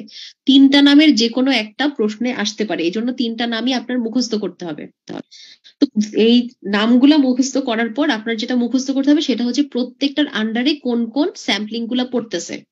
আমি সাধারণত যেটা করছিলাম সেটা হচ্ছে নন প্রবাবিলিটির মধ্যে স্যাম্পলিং এর সংখ্যা কম, তাই ওইটার নামই মুখস্থ করছিলাম, যে কনভিনিয়েন্ট স্যাম্পলিং, পারপাসিভ বা জাজমেন্ট স্যাম্পলিং, কোটা স্যাম্পলিং বা স্নোবল স্যাম্পলিং।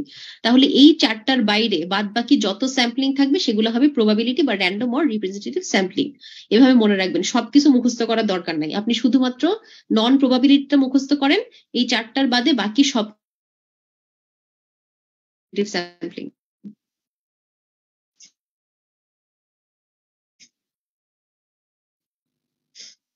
প্রবাবিলিটি যে প্রত্যেকেরই ইকুয়াল চান্স থাকে ফর বিইং সিলেক্টেড, তার মানে বায়াসটা কম থাকবে।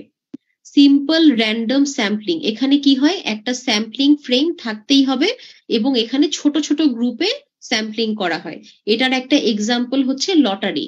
এই ক্ষেত্রে দেখা যায় যে টোকেন দেওয়া পেশেন্টকে। সিস্টেমিক র্যান্ডম স্যাম্পলিং এ কি হয়, এখানে দেখা যায় যে স্যাম্পলিং ফ্রেম থাকলেও থাকতে পারে কিন্তু না থাকলেও কোনো সমস্যা নাই। তাহলে স্যাম্পলিং ফ্রেম কোনটাতে থাকতেই হবে, সিম্পল র্যান্ডম স্যাম্পলিং এ। আর সিস্টেমিক র্যান্ডম স্যাম্পলিং এ স্যাম্পলিং ফ্রেম থাকলেও থাকতে পারে, না থাকলেও কোনো সমস্যা নাই। স্ট্র্যাটিফাইড র্যান্ডম স্যাম্পলিং, এখানে দেখা যায় কি কিছু সাব গ্রুপে ভাগ করা হয়, তারপর সেই সাব গ্রুপ থেকে সাব স্যাম্পল নেওয়া হয়। ক্লাস্টার স্যাম্পলিং কি, ক্লাস্টার স্যাম্পলিং হচ্ছে পপুলেশন যখন অনেক বড় তখন সেটাকে বলা হয় হচ্ছে ক্লাস্টার স্যাম্পলিং।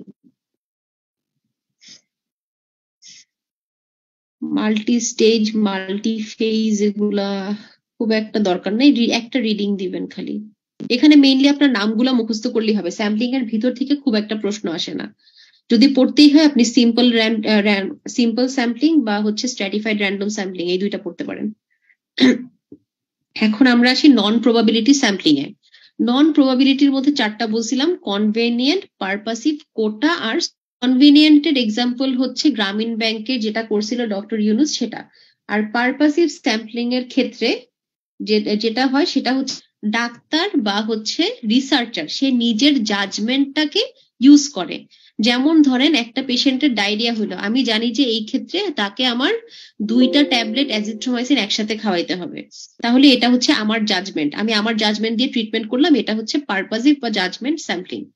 কোটা স্যাম্পলিং কি? কোটা স্যাম্পলিং হচ্ছে একটা পপুলেশনকে বিভিন্ন ভাগে বিভিন্ন ইকুয়াল ভাগে ভাগ করা হয়। তারপর স্যাম্পলিং কি? স্নোবল স্যাম্পলিং মানে হচ্ছে একটা ডাটা আমি জানি না, এই স্নোবল স্যাম্পলিং করে সেই ডাটাটাকে আমি বের করব, তাহলে এটা একটা নন প্রবাবিলিটি স্যাম্পলিং।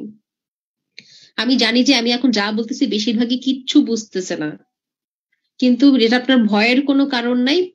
আমি পড়ানো শেষ করার পরে এটা একটা রিডিং দিবেন এবং আরো 2-3 বার রিডিং দিবেন, তখন ক্লিয়ার হয়ে যাবে। এই জিনিসটা কখনোই আপনি একবার পড়ে বা 2বার পড়েও আসলে পারবেন না, এটা আপনার বারবার পড়ে বুঝতে হবে এবং যতবার পড়বেন ততবার দেখবেন যে নতুন নতুন করে একটা জিনিস বুঝতেছেন। ওকে, এখন আসি এই জায়গা থেকে হচ্ছে আসল পড়া শুরু। 25 পেজ পার করে এখন আমি আসল পড়া শুরু করতেছি। প্রশ্ন যা আসার এই জায়গাগুলো থেকেই বেশি আসে। সরি আমি বারবার নাক চুলকাচ্ছি, আই থিঙ্ক অ্যালার্জি হয়েছে কোনো খাবারে। ওকে, মেজার্স অফ লোকেশন, এই জিনিসটা একদম মুখস্থ করবেন যে মেজার্স অফ লোকেশন কি কি। মেজার্স অফ লোকেশন হচ্ছে মেজার্স অফ সেন্ট্রাল টেন্ডেন্সি, যতগুলো আমার ভ্যালু আছে সবগুলাকে একসাথে যোগ করে যতগুলা মানুষ আছে বা যতগুলা সাবজেক্ট আছে সেটা দিয়ে আমি ডিভাইড করব, এটাই হচ্ছে মিন। এটাকে বলা হয় most stable measure of central tendency. তাহলে এটাও একটা এসবি, যে what is the most stable measure of central tendency, সেটা হচ্ছে মিন। মিডিয়ান কি? মিডিয়ান মানে হচ্ছে পজিশনাল, মানে ধরেন হচ্ছে আমি একটা জিনিসকে সিরিয়ালি সাজাইলাম, আমি বললাম যে 1 2 3 4 5 6 7 8 9 10, এখানে তাহলে মিডলে কোনটা থাকবে? মিডলে ভ্যালু থাকবে হচ্ছে 5 আর 6, এই দুইটা হচ্ছে মিডিয়ান। মানে এটা কিন্তু অ্যাকচুয়ালি অ্যাভারেজ ভ্যালু না, এটা হচ্ছে পজিশনালি তারা একটা লাইনের মিডলে আছে তাই তাদেরকে নেওয়া হয়েছে। তাহলে এই পজিশনাল মিডলটাকে বলা হয় মিডিয়ান। এটা কিন্তু কোনো অ্যাকচুয়াল ভ্যালু না, এটা হচ্ছে জাস্ট আপনি একটা জিনিসকে লাইনে যদি সাজান মাঝখানে যেটা পাবেন সেটাই হচ্ছে মিডিয়ান। আর মোড মানে হচ্ছে আমি অনেকগুলা ভ্যালু নিলাম, ধরেন আমি 10টা মানুষের ওয়েট দেখতেছি, কারো হচ্ছে 2 জনের 65, 4 জনের হচ্ছে 66 কেজি, তারপরে আরো 2 জনের হচ্ছে 67 কেজি, আরো 4 5 6 7 8, আচ্ছা আরো 2 জনের হলো 68 কেজি। তাহলে সবচেয়ে বেশি পরিমাণ ওজন কাদের আছে? যাদের 66 কেজি, তারা হচ্ছে 4 জন, তারা সংখ্যায় বেশি। তাহলে মোড হবে কোনটা? মোড হবে হচ্ছে 66 কেজি, মানে যে ভ্যালুটা সংখ্যায় সবচেয়ে বেশি পাবো সেটাকেই বলা হয় মোড।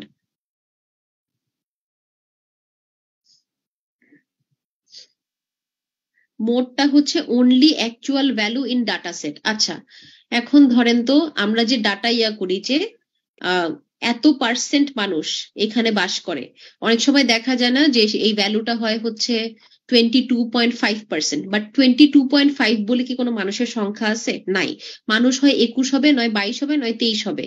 তাহলে ওই জিনিসটা কিন্তু আমি একটা মিন বের করছি, তাহলে মিন কিন্তু অ্যাকচুয়াল ভ্যালু না, অ্যাকচুয়াল মানুষের সংখ্যা কখনো হইতে পারে না বা মাঝে মাঝে হইতেও পারে।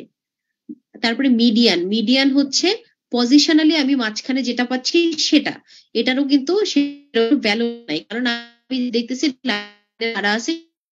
শুধুমাত্র মোড হচ্ছে actual value in data set, মানে মোডের মধ্যে আমি যে ডাটাটা পাবো সেটা অ্যাকচুয়ালি আমার ইনফরমেশন সেটের মধ্যে আছে। আমি যে বললাম যে 66 কেজি 4 জনের আছে, 66 কেজি কিন্তু একটা অ্যাকচুয়াল ভ্যালু আমি পাইছি 4 জনের ওজন মেপে, তাহলে এই ভ্যালুটা হচ্ছে রিয়াল।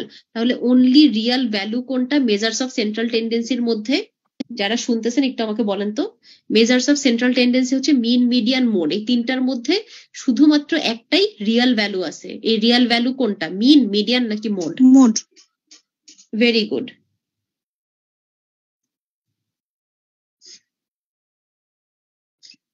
পার্সেন্টাইল, ডেসাইল এগুলো অত পড়া লাগবে না, এগুলো জাস্ট একটু দেখবেন।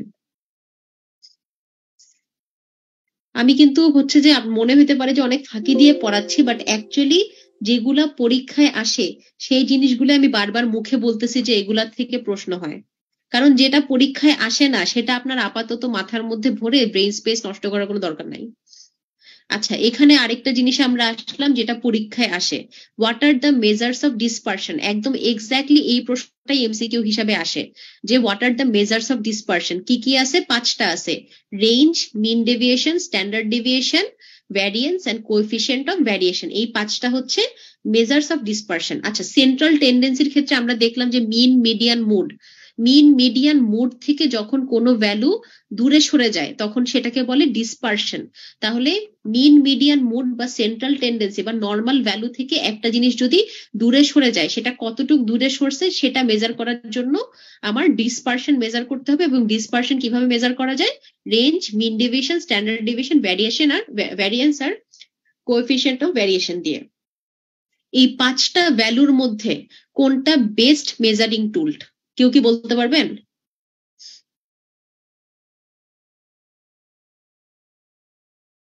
কেউ কি আমাকে অ্যান্সার করতে পারবেন যে 5টা জিনিসের মধ্যে বেস্ট মেজার অফ ডিসপারশন কোনটা?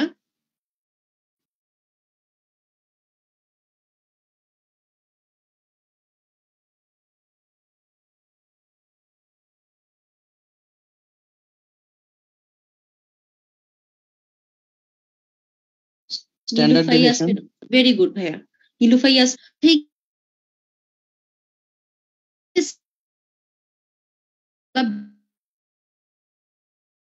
তার মধ্যে স্ট্যান্ডার্ড ডেভিয়েশনটাই হচ্ছে বেস্ট বা সবচেয়ে কারেক্টলি মেজার করতে পারে ডিসপারশন।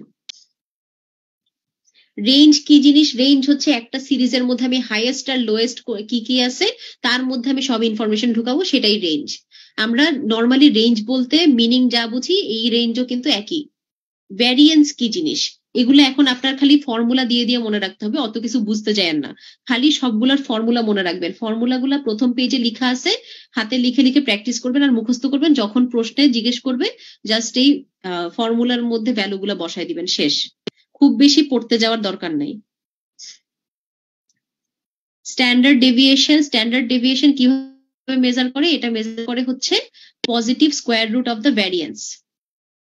এগুলো আমি পড়াবো না, কারণ এই জিনিসগুলো জাস্ট আপনার ফর্মুলা মুখস্থ করে ফর্মুলাতে ভ্যালু বসানো, আর কিছুই না।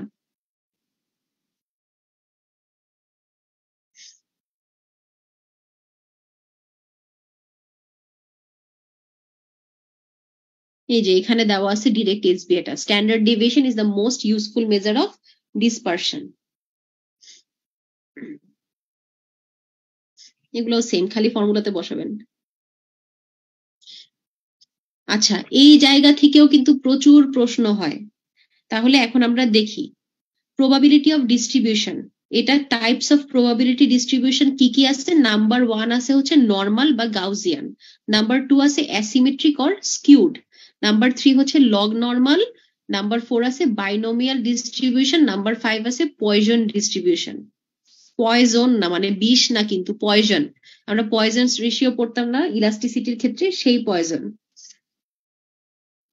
আচ্ছা, নাম্বার 1 হচ্ছে নর্মাল বা গাউসিয়ান মানে নর্মাল।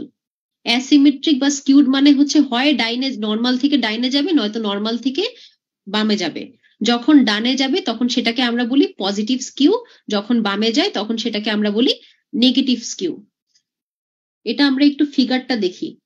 সেটা হচ্ছে যে মিডিয়ান তো জানি যে সবসময় মাঝখানে থাকে। একটা জিনিসকে আমি যদি অ্যারেঞ্জ করি, মিডলে যেটা থাকবে পজিশনালি সেটাই হচ্ছে মিডিয়ান। আর মোড মানে হচ্ছে কোন সংখ্যাটা বা কোন ডাটাটা আমি সংখ্যায় বেশি পাইছি সেটাই হচ্ছে মোড। তাহলে মিন আর মোড, এই মোডটা যদি মিন থেকে ডানে সরে যায় তখন সেটাকে আমি বলবো পজিটিভ স্কিউ বা রাইট স্কিউড। এই মোডটা যদি মিন থেকে বামে সরে যায় তখন সেটাকে আমি বলবো কি লেফট স্কিউ বা নেগেটিভ স্কিউ। তাহলে এই অ্যাসিমেট্রিক বা স্কিউড দিয়ে কি বোঝায়? মিনটা মোডের ডানে আছে নাকি বামে আছে সেটা। আর লগ নর্মাল মানে হচ্ছে আমি ডাটাটাকে লগারিদমিক স্কেলে মেজার করব। বাইনোমিয়াল ডিস্ট্রিবিউশন মানে কি? Only two mutually exclusive outcome হইতে পারে।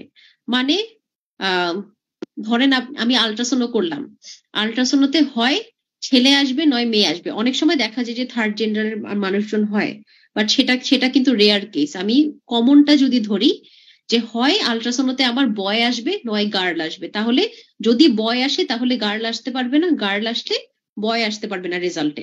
এটা হচ্ছে মিউচুয়ালি এক্সক্লুসিভ আউটকাম। বা ধরেন আপনি একটা কম্পিটিশনে হয় সাকসেসফুল হবেন নয়তো ফেলিয়ার হবেন, এই দুইটার বাইরে তো আর কোনো রেজাল্ট নাই।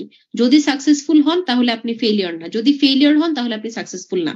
মানে একটা রেজাল্ট যদি থাকে অন্য রেজাল্টটা ক্যান্সেল আউট হয়ে যাবে। এটাকেই বলা হয় বাইনোমিয়াল ডিস্ট্রিবিউশন বা মিউচুয়ালি এক্সক্লুসিভ আউটকাম যেখানে থাকবে সেটা। আর যেখানে মিউচুয়ালি এক্সক্লুসিভ না, মানে ব্ল্যাক এন্ড হোয়াইট না, জিনিসটার মধ্যে গ্রে এরিয়া আছে, সেটাকে বলা হয় পয়জনস distribution.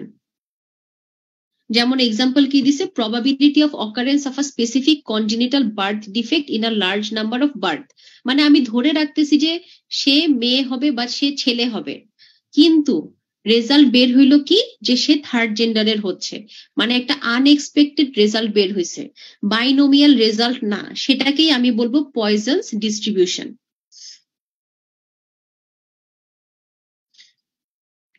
Characteristics of normal distribution data, এটা আমি যখন পড়ছিলাম আমার মেন্টর আমাকে বলছিল এটা জাস্ট মুখস্থ করবা, আমি আপনাদের এটাই বলবো এটা মুখস্থ করবা, কিন্তু মুখস্থ করারও কিছু ইজি উপায় আছে, সেটা আমি দেখে দিই। আচ্ছা, এখন মিডিয়ান মোডের এই ফিগারটা দেখেন তো, এটা কি প্রপার বেল শেপ হইছে? যদি মিডিয়ান আর মোডটা একদম কোইনসাইড করতো এবং সেম স্ট্রেট লাইনে থাকতো, তাহলে এটা কি মিন বেল শেপ হইতো নাকি হইতো না? কেউ একটু উত্তর দেন।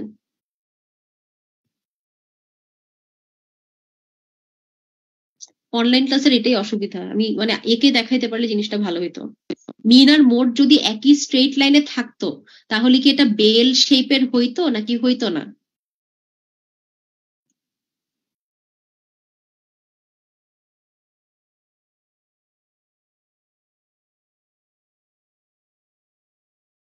আচ্ছা, কেউ না বললে আমি বলে দিই, সেটা হচ্ছে এটা বেল শেপের হইতো সেই ক্ষেত্রে, যদি মিডিয়ান আর মোডটা একই স্ট্রেট লাইন বরাবর থাকতো।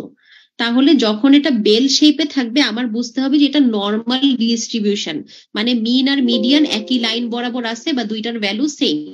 তাহলে ডিস্ট্রিবিউশনের ক্যারেক্টারিস্টিক্স কি, এটা বেল শেপের হবে, বাইল্যাটারালি সিমেট্রিক্যাল, মানে ডান সাইডেও যেরকম দেখতে বাম সাইডেও সেম দেখতে, এবং মিন মিডিয়ান মোড একই স্ট্রেট লাইনে থাকবে বা একই পয়েন্টে কোইনসাইড করবে, এবং ভ্যালুগুলো দেখা যাবে যে অর্ধেক আছে মিনের নিচে, অর্ধেক আছে হচ্ছে মিনের উপরে, আর ম্যাক্সিমাম ভ্যালুটা কোথায় থাকবে?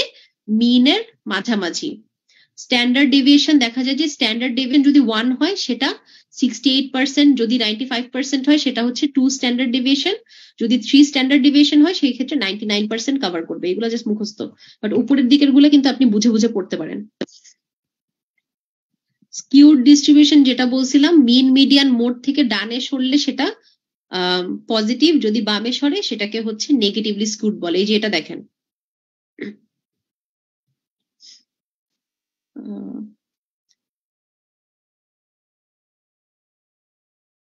পজিটিভ স্কিউড, তারপরে হচ্ছে negatively skewed. Left of the mode, mean median mode, mean আর মিডিয়ান হচ্ছে মোডের বামে সরে গেছে, তাহলে এটা হচ্ছে নেগেটিভলি স্কিউড। আর উপরেরটা দেখেন, মিন মিডিয়ানটা রাইট অফ দ্য মোডে সরে গেছে, তাহলে এটা হচ্ছে পজিটিভলি স্কিউড। এগুলো এই দুইটাকে বলা হচ্ছে অ্যাসিমেট্রিক। ডাটা প্রেজেন্টেশন এগুলা অত পড়ার দরকার নাই। ডাটা প্রেজেন্টেশনের ক্ষেত্রে আপনার মেইনলি এটা লাগবে, এটা কিন্তু পরীক্ষায় আসে যে কোনটা কোয়ালিটেটিভ ডাটার প্রেজেন্টেশন, কোনটা কোয়ান্টিটেটিভ ডাটার প্রেজেন্টেশন। এখানে খুব সহজে আপনি মনে রাখতে পারবেন, সেটা হচ্ছে কোয়ালিটেটিভের ক্ষেত্রে সব চার্ট থাকবে, সব গ্রামই কোয়ালিটেটিভ এক্সেপ্ট হিস্টোগ্রাম। এই হিস্টোগ্রাম ছাড়া বাকি যত গ্রাম আছে, বার ডায়াগ্রাম বলেন, পাই ডায়াগ্রাম বলেন, সিম্পল বার ডায়াগ্রাম বলেন, পিক্টোগ্রাম বলেন, স্পট ডায়াগ্রাম বলেন, যত কিছু নামের সাথে গ্রাম থাকবে বা চার্ট থাকবে সেগুলো হচ্ছে কোয়ালিটেটিভ। শুধুমাত্র একটা গ্রাম আছে যেই গ্রামটা কোয়ালিটেটিভ না কোয়ান্টিটেটিভ, সেটার নাম হচ্ছে হিস্টোগ্রাম। তাহলে যত গ্রাম আছে এবং যত চার্ট আছে সেগুলা সব কোয়ালিটেটিভ, শুধুমাত্র একটা গ্রাম কোয়ান্টিটেটিভ, এবং এই গ্রামের বাইরে বাকি সবকিছু হচ্ছে কোয়ান্টিটেটিভ। তাহলে গ্রাফ বলেন, ফ্রিকোয়েন্সি পলিগন বলেন, ফ্রিকোয়েন্সি কার্ভ বলেন, লাইন চার্ট বা গ্রাফ, কিউমুলেটিভ ফ্রিকোয়েন্সি বা অজিভ, স্ক্যাটার বা ডট ডায়াগ্রাম, এগুলা সবই হচ্ছে কোয়ান্টিটেটিভ। আর বাকি যা কিছু আছে সেগুলো কোয়ালিটেটিভ। এই জিনিসটা একটু পড়বেন, ডাটা কোয়ালিটি আমি কিভাবে মেজার করি, consistency, accuracy, completeness, auditability, validity, uniqueness and timeliness দিয়ে। এগুলো মুখস্থ করার জিনিস। এই জায়গাটা থেকে কিন্তু প্রশ্ন হয় যে কোনটা কোয়ালিটেটিভ, কোনটা কোয়ান্টিটেটিভ ডাটা রিপ্রেজেন্টেশন, এই জিনিসটা মুখস্থ করতে হবে। হিস্টোগ্রাম একটা কন্টিনিউয়াস ডাটা, হিস্টোগ্রাম কি সবাই জানেন, ফ্রিকোয়েন্সি পলিগন কি সেটাও সবাই জানেন, ফ্রিকোয়েন্সি কার্ভ, এগুলো কিন্তু আমরা ইয়াতে পড়ে আসছি, হায়ার ম্যাথ যাদের আছে তারা ভালো করে পড়ছিলাম আমরা। যে লাইনগুলো দাগায় দিচ্ছে সেগুলো পড়বেন। এই জিনিসগুলো খুবই সোজা, একটা রিডিং দিলেই পড়া যায়। বার ডায়াগ্রাম, সিম্পল বার ডায়াগ্রাম, এগুলা খালি রিডিং, খালি reading.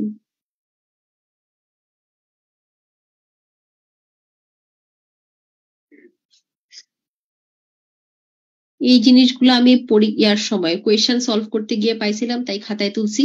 Principles of clinical ethics আছে 4টা, বেনিফিশিয়েন্স, নন ম্যালিফিশিয়েন্স, অটোনমি, জাস্টিস, লায়ন্স হাইপোথিসিস কাকে বলে।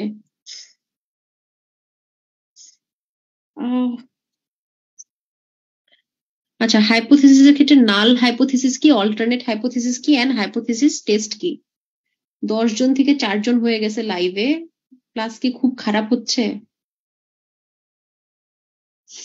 এনিওয়ে, নাল হাইপোথিসিস এখানে মনে হইতে পারে নাল মানে তো কিছুই নাই, তাই না? নাল মানে কিছুই নাই আমরা জানি, তো এটা কি খারাপ? অ্যাকচুয়ালি খারাপ না। নাল হাইপোথিসিস মানে হচ্ছে আমি যেটা ধারণা করছি সেটার সাথে আমি যে রেজাল্টটা পাইছি সেটার কোনো ডিফারেন্স নাই, তার মানে নাল হাইপোথিসিস কিন্তু অ্যাকচুয়ালি ভালো, মানে আমার ধারণার সাথে রেজাল্টের কোনো ডিফারেন্স নাই, তার মানে আমার ধারণাটা সঠিক, এটাকেই বলে নাল হাইপোথিসিস। কিন্তু যদি আমি ডিফারেন্স পাই যে একটা আমার ধারণা ছিল সেটার সাথে আমার রেজাল্টটা মিলল না, সেই ক্ষেত্রে যে হাইপোথিসিস তৈরি হবে সেটাকে বলা হয় হচ্ছে অল্টারনেট হাইপোথিসিস। তাহলে নাল হাইপোথিসিস মানে অ্যাকচুয়ালি ভালো, আর অল্টারনেট হাইপোথিসিস খারাপ, কারণ তার মানে হচ্ছে আমার ধারণা ভুল। একটু 2 মিনিট ব্রেক নিয়ে আমার একটু পানি খাওয়া দরকার, সরি।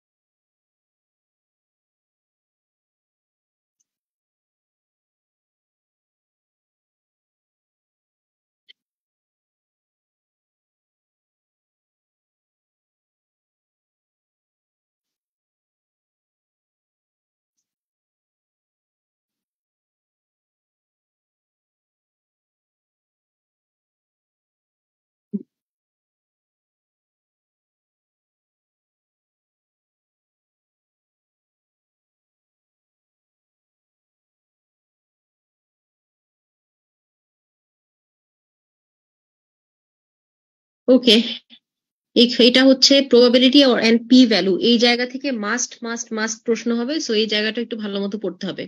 প্রবাবিলিটি মানে কি? প্রবাবিলিটি মানে হচ্ছে chances of occurrence of an event out of by chance or sampling error, মানে ভুল হওয়ার সম্ভাবনা কতটুকু বা ভুলে যেটা হয়ে যেতে পারে সেটা হচ্ছে প্রবাবিলিটি। আর এটা মেজার করে কিভাবে? এটা মেজার করা হয় হচ্ছে পি ভ্যালু দিয়ে, মানে আমি যে স্যাম্পলটা নিলাম সেই স্যাম্পলের মধ্যে ভুল কতটুকু আছে সেটাই হচ্ছে পি ভ্যালু।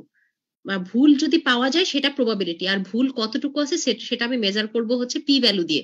এই পি ভ্যালু হইতে পারে 0 থেকে 1, তার মানে এর মাঝখানে যেসব ভ্যালু হবে, মানে ডেসিমেলের মধ্যে যে ভ্যালু, সেগুলো দিয়ে আমি পি ভ্যালুটা বের করতে পারবো।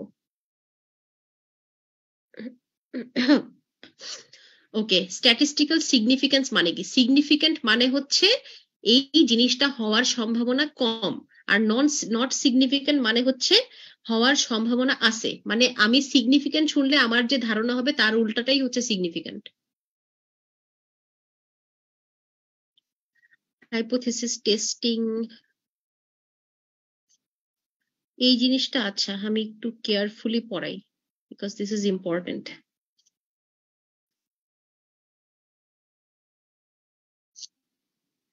হাইপোথিসিস টেস্টিং এর মধ্যে H0 মানে হচ্ছে নাল হাইপোথিসিস। এটা আমি একটু আগে বললাম যে আমার ধারণা এবং রেজাল্টের মধ্যে কোনো ডিফারেন্স নাই, মানে এটা ভালো, আমার ধারণা সঠিক হয়েছে, এটা হচ্ছে নাল হাইপোথিসিস। আর যদি ডিফারেন্স থাকে সেটাকে আমি বলবো অল্টারনেটিভ হাইপোথিসিস। তারপরে টাইপ 1 ইরর কি, টাইপ 2 ইরর কি? টাইপ 1 ইরর আর টাইপ 2 ইররের কিন্তু খুব সুন্দর একটা ছবি আছে ইন্টারনেটে, এটা আপনারা পেয়ে থাকতে পারেন। সেটা হচ্ছে যে টাইপ 1 আলফা হচ্ছে ফলস পজিটিভ, টাইপ 2 বিটা হচ্ছে ফলস নেগেটিভ। ফলস পজিটিভ মানে কি? সেটা হচ্ছে যে ধরেন একটা পুরুষ মানুষ আসলো একটা ডাক্তারের কাছে, ডাক্তার বললো যে কংগ্রাচুলেশনস আপনি প্রেগনেন্ট, সেটা তাহলে হচ্ছে টাইপ 1 ইরর, মানে ফলস পজিটিভ। কিন্তু দেখা গেল যে একটা বিশাল বড় পেট নিয়ে একটা মহিলা আসছে, তাকে ডাক্তার বলতেছে যে আপনার পেটে কোনো বাচ্চা নাই, তাহলে এটা কি? এটা হচ্ছে ফলস নেগেটিভ। এটা আমি দেখি তো নেট থেকে আমি ছবিটা খুঁজে পাই কিনা। I had this.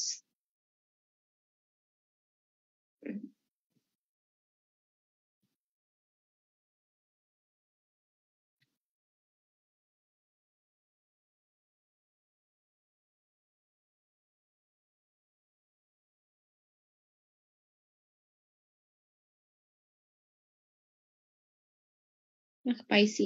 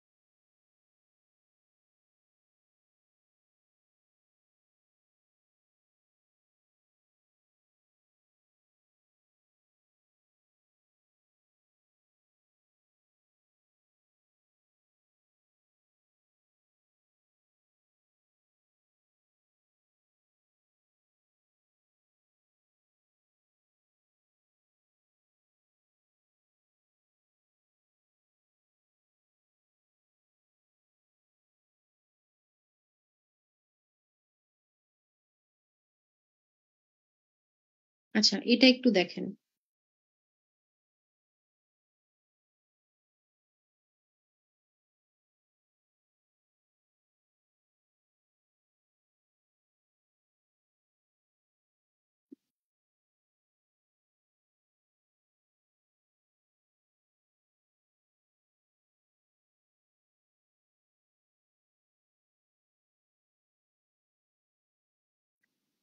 এখানে আছে হচ্ছে টাইপ 1 ইরোরটা দেখেন আর টাইপ 2 ইরোরটা দেখেন। এই ছবিটা কেন আমি কষ্ট করে বের করে ডাউনলোড করে দেখাচ্ছি, কারণ টাইপ 1 ইরোর আর টাইপ 2 ইরোর থেকে প্রশ্ন হয় এবং খুব ফ্রিকোয়েন্টলি হয়, এবং দেখা যায় যে আমাদের মাথায় থাকে না যে কোনটা টাইপ 1 ছিল কোনটা টাইপ 2 ছিল, এবং যার কারণে দেখা যায় যে খুবই ইজি একটা প্রশ্নের উত্তর আমরা দিতে পারি না বা ভুল হয়। তো এই ছবিটা একদম মাথার মধ্যে সেট করে নেন যে টাইপ 1 ইরোর মানে হচ্ছে ফলস পজিটিভ, টাইপ 2 ইরোর মানে হচ্ছে ফলস নেগেটিভ।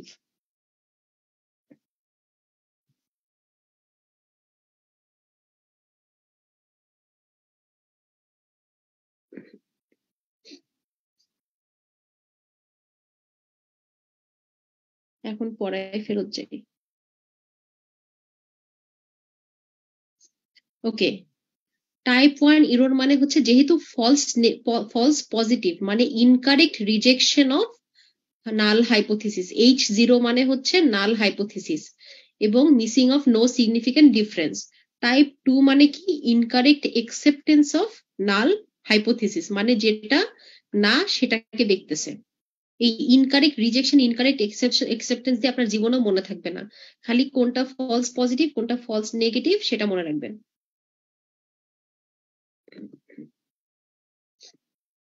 আর তার চেয়ে বড় কথা হচ্ছে এই ডিফারেন্সটা মনে রাখতে হবে। এখানে একটা জিনিস ছিল উপরে, এই যে একটা এক্সাম্পল দেওয়া আছে যে অনেক সময় বিদেশের ক্ষেত্রে দেখা যায় যে চীনামাটির ক্যাডাভার ব্যবহার করা হয়েছে, বাট আমাদের দেশে তো দেখা যায় যে রিয়েল ক্যাডাভার ব্যবহার করা হয়। তো দেখা গেল যে একটা লেকচারার পজিশনের লোক বলতেছে যে চীনামাটির ক্যাডাভার ভালো শিক্ষার জন্য, আর একটা টিচার, একটা সাধারণ টিচার বলতেছে যে মানুষের ক্যাডাভার বা ডিরেক্ট বা হচ্ছে যে রিয়েল ক্যাডাভার যেটা সেটা ভালো। তো ওই এক্সাম দিয়ে চীনামাটির ক্যাডাভার দিয়ে এক্সাম দিয়ে দেখা গেল যে 95% পাস করছে, 5% ফেল করছে। তাহলে এই ক্ষেত্রে যে ফেল করলো মানে ফেইলিওর রেট, মানে লেকচারারের কথা ভুল হওয়ার প্রবাবিলিটি রেট হচ্ছে 0.05। তার মানে পি ভ্যালু কিন্তু অনেক কম। পি ভ্যালু কম মানেই ভালো, কারণ পি ভ্যালু কম মানে হচ্ছে ভুল হওয়ার সম্ভাবনা কম। কিন্তু আমরা কি জানি, রিয়াল ইজ অলওয়েজ বেটার। তাহলে এই রেজাল্টটা কিন্তু সামঞ্জস্যপূর্ণ না। মানে আমরা জানি যে রিয়াল ক্যাডাভার যেটা সেটাই বেটার হওয়ার কথা, কিন্তু চীনামাটির ক্যাডাভার দিয়েও মানুষ পাশ করে গেছে। তার মানে কি এটাই যে রিয়ালের যে চীনামাটির ক্যাডাভারটা ভালো না, কারণ আমার ধারণার সাথে তো এটা মিলতেছে না। তাহলে যেহেতু আমার ধারণার সাথে এটা মিলতেছে না, তার মানে হচ্ছে এটা কিন্তু নাল হাইপোথিসিস না, এটা হবে alternate hypothesis।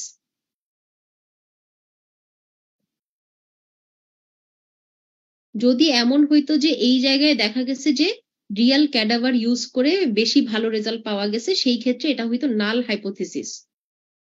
তাহলে 1 আলফা মানে হচ্ছে ফলস পজিটিভ। এই ক্ষেত্রে কি হয়েছে, টিচার যদি ভালো করে, মানে টিচারের কথা ঠিক যে রিয়াল ক্যাডাভার ভালো, এই ক্ষেত্রে হবে ফলস পজিটিভ বা 1 আলফা টাইপ। যদি দেখা যায় যে ফলস নেগেটিভ, লেকচারারের কথা ঠিক হয়েছে, সেই ক্ষেত্রে এটা হবে ফলস নেগেটিভ।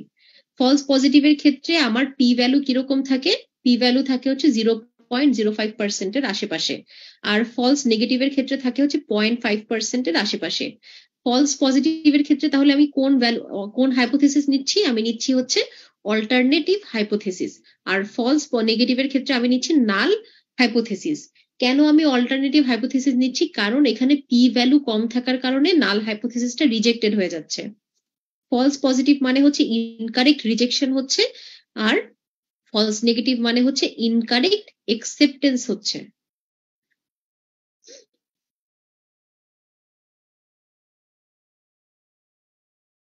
ফলস পজিটিভ মানে হচ্ছে the result is significant and unlikely. এই কথাগুলো কিন্তু খুব একটা মাথায় ঢুকবে না, এটা আপনার ম্যাথসের মতো করে পড়তে হবে। কিভাবে ম্যাথসের মতো করে পড়বেন, ফলস পজিটিভ দিয়ে আপনি অ্যারো দিয়ে লিখবেন যে এখানে ইনকারেক্ট রিজেকশন হচ্ছে।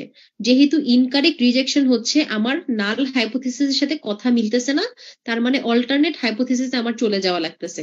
অল্টারনেটিভ হাইপোথিসিস মানে কি, অল্টারনেটিভ হাইপোথিসিস মানে হচ্ছে ধারণার সাথে রেজাল্টের ডিফারেন্স আছে, ডিফারেন্স থাকার কারণে এটা একটা সিগনিফিকেন্ট রেজাল্ট। কারণ কেন ডিফারেন্স আছে এখন আমার এটা ফার্দার বের করতে হবে। আর ফলস নেগেটিভের ক্ষেত্রে কি হবে, যেহেতু ফলস নেগেটিভ মানে কি, একসেপ্টেন্স অফ নাল হাইপোথিসিস।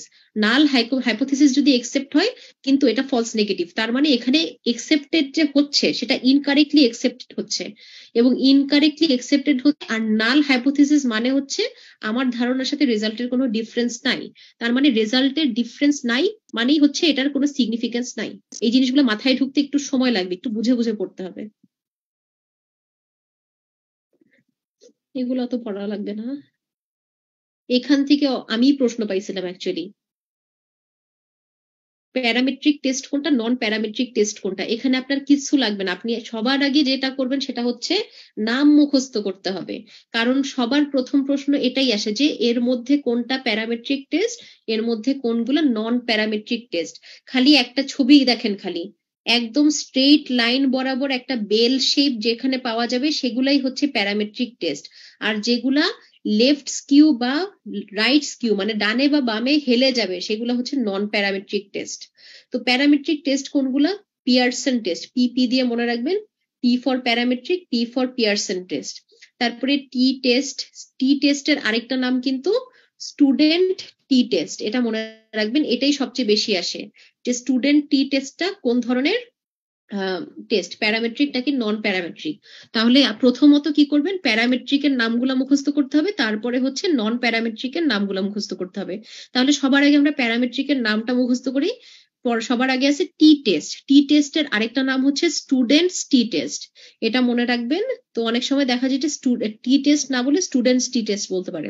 তারপরে হচ্ছে এফ টেস্টের আরেকটা নাম হচ্ছে অ্যানোভা টেস্ট। তারপরে হচ্ছে পিয়ারসন কোরিলেশন কোএফিসিয়েন্ট টেস্ট। এখানে দেখেন আমি কোরিলেশন শব্দটা মার্ক করছি, তার কারণ কি, তার কারণ হচ্ছে এটা আলাদা করেও এমসিকিউতে আসতে পারে, স্পেশালি রেসিডেন্সিতে, যে এই টেস্টগুলোর মধ্যে কোনটা একটা কোরিলেশন টেস্ট। দেখা যাবে যে আপনি উত্তরটা পারতেছেন না, কারণ কি, কারণ আপনি তো এটাকে নাম হিসাবে মুখস্থ করছেন, এটাকে আলাদা ইনফরমেশন হিসাবে কাউন্ট করেন নাই। তো এটাকে আলাদা ইনফরমেশন হিসাবে কাউন্ট করেন যে পিয়ারসন্স টেস্টটা হচ্ছে একটা one type of correlation test. তারপরে প্রপোর্শন টেস্ট বা জেড টেস্ট, এই চারটা হচ্ছে প্যারামেট্রিক টেস্ট। এই চারটা বাদে বাকি যা কিছু আছে সেগুলো হবে হচ্ছে নন প্যারামেট্রিক টেস্ট। কোয়ালিটেটিভ ডাটার জন্য আমি কোন টেস্টগুলো ইউজ করব, কোয়ান্টিটেটিভ ডাটার জন্য কোন টেস্ট ইউজ করব, এগেন জাস্ট নামগুলো মুখস্থ করবেন, তাহলেই কোয়েশ্চেন কমন পাবেন।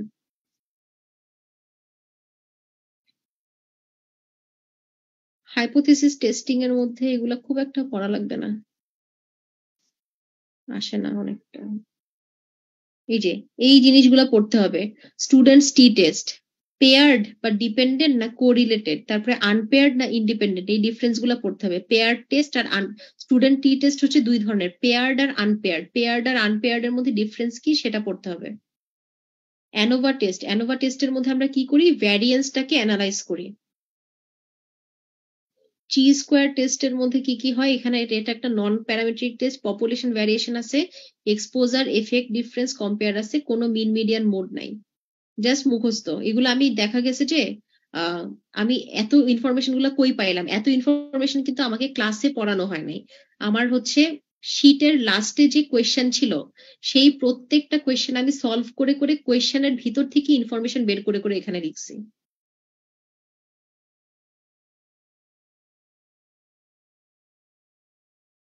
এগুলাও জাস্ট রিডিং, মেইনলি নামগুলা পড়লে এরপরে প্রশ্ন খুবই কম এর ভিতর থেকে।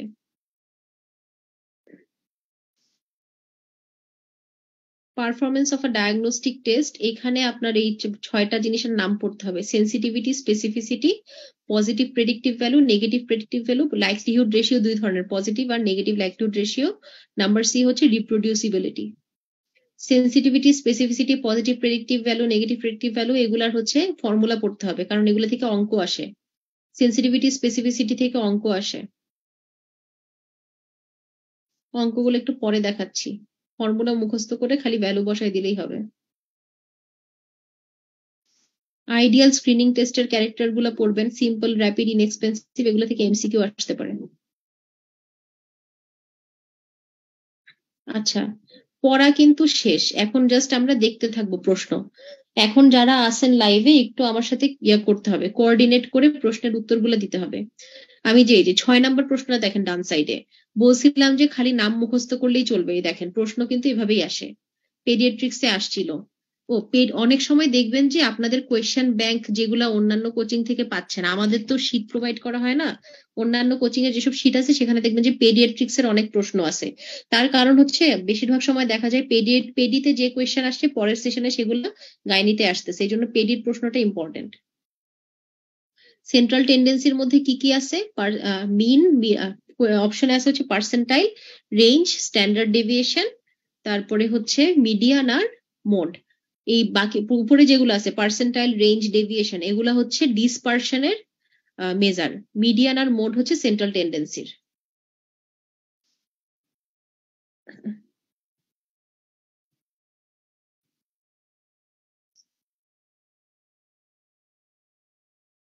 তারপরে 17 নম্বর পয়েন্ট কোয়েশ্চেনটা দেখেন, এটা থেকে আপনি এটা পড়তে পারেন যে স্যাম্পল সাইজ 30-এর কম কোন কোন টেস্টে থাকে, পেয়ার টি টেস্টে, আনপেয়ার টি টেস্টে, চি স্কোয়ার টেস্টে। তার মানে হচ্ছে মোট কথা পেয়ার্ড আর আনপেয়ার্ড দুইটাই টি টেস্ট, টি টেস্টের মধ্যে স্যাম্পল সাইজ লেস দেন 30 থাকবে, আর চি স্কোয়ার টেস্টের মধ্যে থাকবে।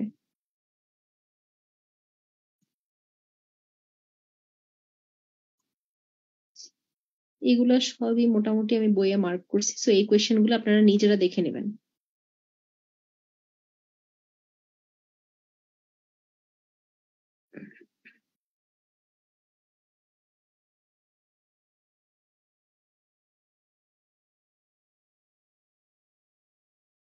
$73 নম্বর কোয়েশ্চেনটা একটু দেখেন, বেস্ট ক্লিনিক্যাল ট্রায়াল কোনগুলা, বেস্ট ক্লিনিক্যাল ট্রায়াল বা হচ্ছে বেস্ট টাইপ অফ স্টাডি কোনগুলা। এখানে উত্তরের মধ্যে কি কি দেওয়া আছে, কোহর্ট স্টাডি বা প্রসপেক্টিভ স্টাডি। আমরা কি জানি, কোহর্টের আরেকটা নামই কিন্তু প্রসপেক্টিভ স্টাডি। তার মানে কোহর্ট, এই বি আর ডি মোট একই কোয়েশ্চেন, একই টেস্টের কথাই কিন্তু বলা হয়েছে।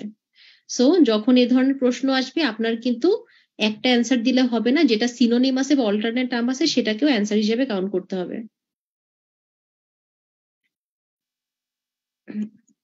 এগুলা হচ্ছে আমার এমআরসিওজির বইতে কিছু প্রশ্ন ছিল। সাধারণত বায়োস্টেটের কোয়েশ্চেন আমাদের কাছে অত বেশি অ্যাভেলেবল হয় না, তো দেখা যায় যে এমআরসিওজি প্রশ্ন ব্যাংক থেকে আমরা একটু প্র্যাকটিস করি।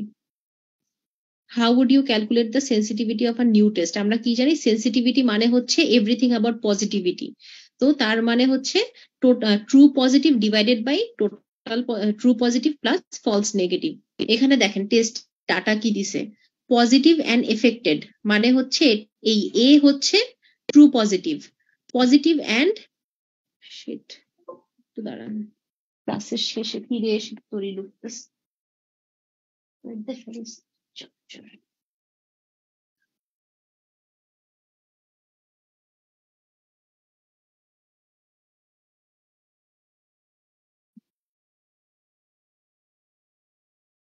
আমার ইয়ার রুম, অগোছালের রুম সবাই দেখতেছে।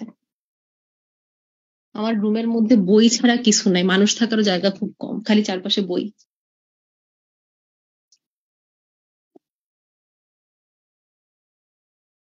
ওকে, তাহলে আমরা একটু দেখি এখানে। এখানে এই যে পজিটিভ অ্যান্ড এফেক্টেড, তার মানে এ, পজিটিভ অ্যান্ড এফেক্টেড এর সংখ্যা হচ্ছে এ। এ মানে হচ্ছে true positive, positive and non affected. তার মানে বি মানে কি, বি মানে হচ্ছে false positive. Negative and affected, এটার মানে কি, নেগেটিভ অ্যান্ড এফেক্টেড মানে হচ্ছে ফলস নেগেটিভ। আর নেগেটিভ অ্যান্ড নন এফেক্টেড এটা হচ্ছে ডি, তার মানে ডি মানে হচ্ছে ট্রু নেগেটিভ। আমরা কি জানি, সেন্সিটিভিটি মানে হচ্ছে ট্রু পজিটিভ ডিভাইডেড বাই, আচ্ছা এখানে যদি আঁকাআঁকি করা যায় আমি একটু আঁকাআঁকি করি।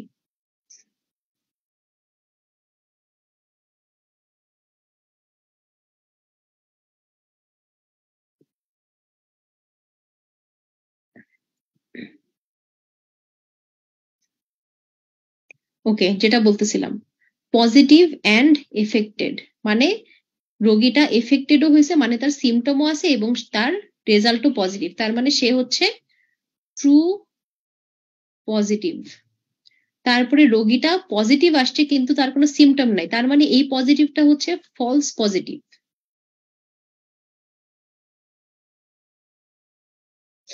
নেগেটিভ অ্যান্ড এফেক্টেড মানে তার অ্যাকচুয়াল টেস্টটা নেগেটিভ কিন্তু সিমটম আসছে, তার মানে সেটা হচ্ছে ফলস নেগেটিভ আসছে।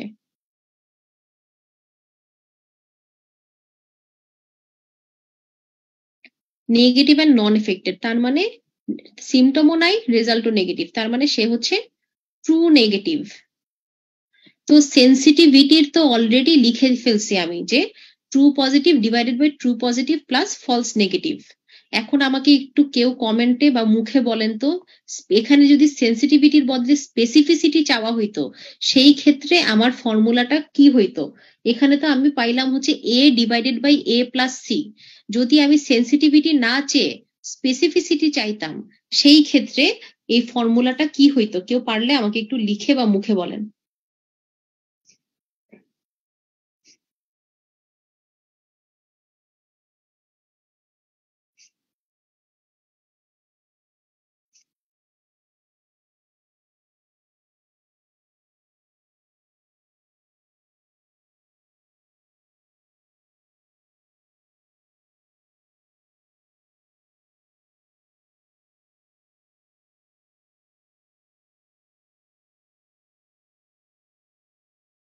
কেউ কি নাই অনলাইনে?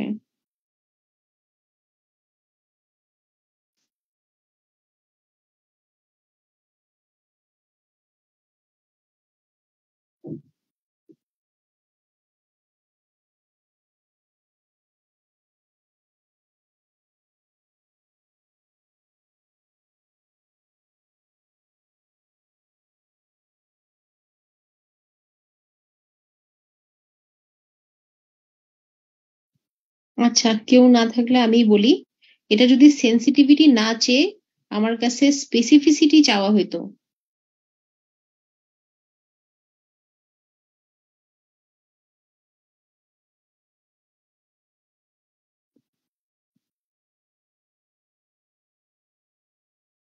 সেই ক্ষেত্রে আমার ফর্মুলা হইতে হচ্ছে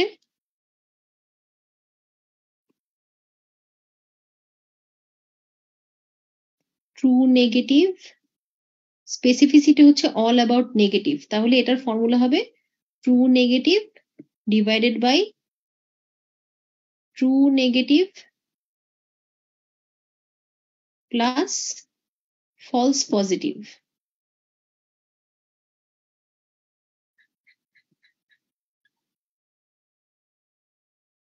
তাহলে ট্রু নেগেটিভ ইকুয়াল টু কত? ট্রু নেগেটিভ ইকুয়াল টু হচ্ছে D divided by true negative D plus false positive B. তাহলে সেন্সিটিভিটির ক্ষেত্রে আমার ফর্মুলা হচ্ছে A divided by A plus C, correct answer এটাই। যদি সেন্সিটিভিটি না চেয়ে স্পেসিফিসিটি চাইতো সেই ক্ষেত্রে আমার উত্তর কি হতো? D divided by D plus B. I hope this is clear.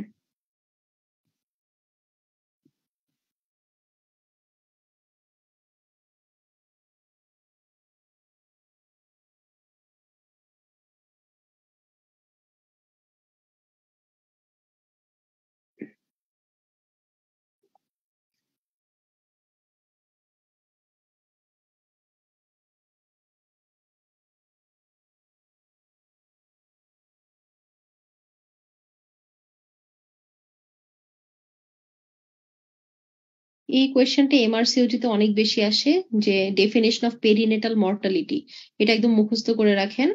Number of still birth and early neonatal deaths per 1000 births. Maternal mortality ratio কি? Ratio of number of maternal death per 100,000।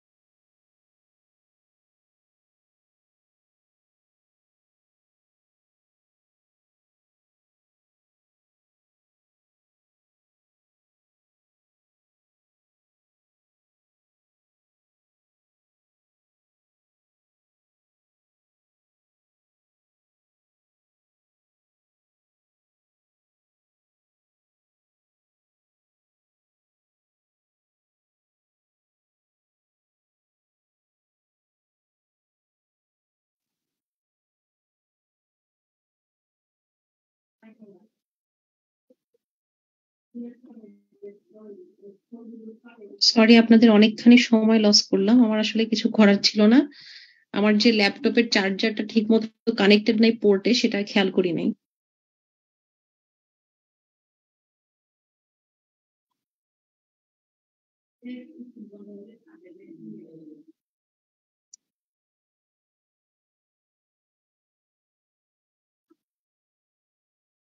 আচ্ছা, খুব বেশি পড়া আসলে বাকি নাই, just 2 মিনিটের কাজের জন্য এতক্ষণ আটকায় গেলাম।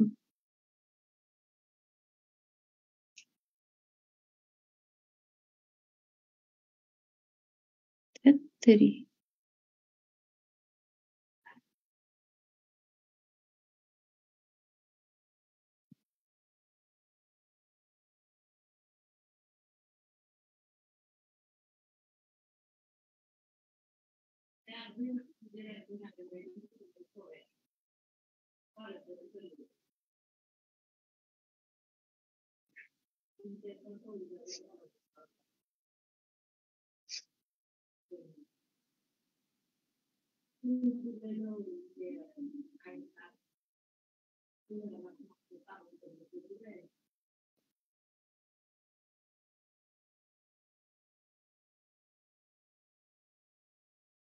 এটার মধ্যে আর দেখানো তেমন কিছু নাই। আর আরেকটা জিনিস জাস্ট একটু দেখাবো।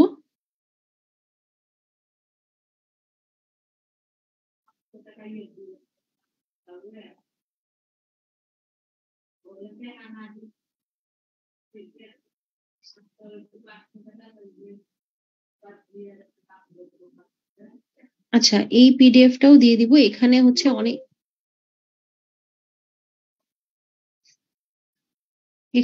কিছু আছে। জিনিসটা হচ্ছে যে এটা মেইনলি আপনি কোয়েশ্চেন ব্যাংক হিসেবে ইউজ করতে পারেন আর প্র্যাকটিসের জন্য ব্যবহার করবেন। আর তার সাথে হচ্ছে বিভিন্ন প্রশ্নের সাথে অনেকগুলা ইনফরমেশনও আছে, এগুলো একটু পড়তে পারেন থিওরিটা। এটা জাস্ট আমি দেখানোর জন্য বের করলাম। আসলে কিন্তু আর আজকের মতো তেমন কিছু পড়ানো নেই। এই দুইটা জিনিস আমি আপনাদের দিয়ে দিব। আর যদি কোনো কনফিউশন থাকে সেই ক্ষেত্রে ইনবক্সে আমাকে জিজ্ঞেস করবেন। আমি এতক্ষণ যা যা পড়াইছি সেগুলো এখানে ইনফরমেশন হিসেবে আছে, তার সাথে অনেকগুলো প্রশ্ন পাবেন প্র্যাকটিস করার জন্য। আমি যে প্রশ্নগুলো দেখালাম সেগুলো তো অলরেডি সলভড, ওগুলো আপনারা আর সলভ করতে পারবেন না। এটা আপনারা দেখে একটু নিজের মতো সলভ করলে প্র্যাকটিসটা হবে। ওকে, আল্লাহ হাফিজ।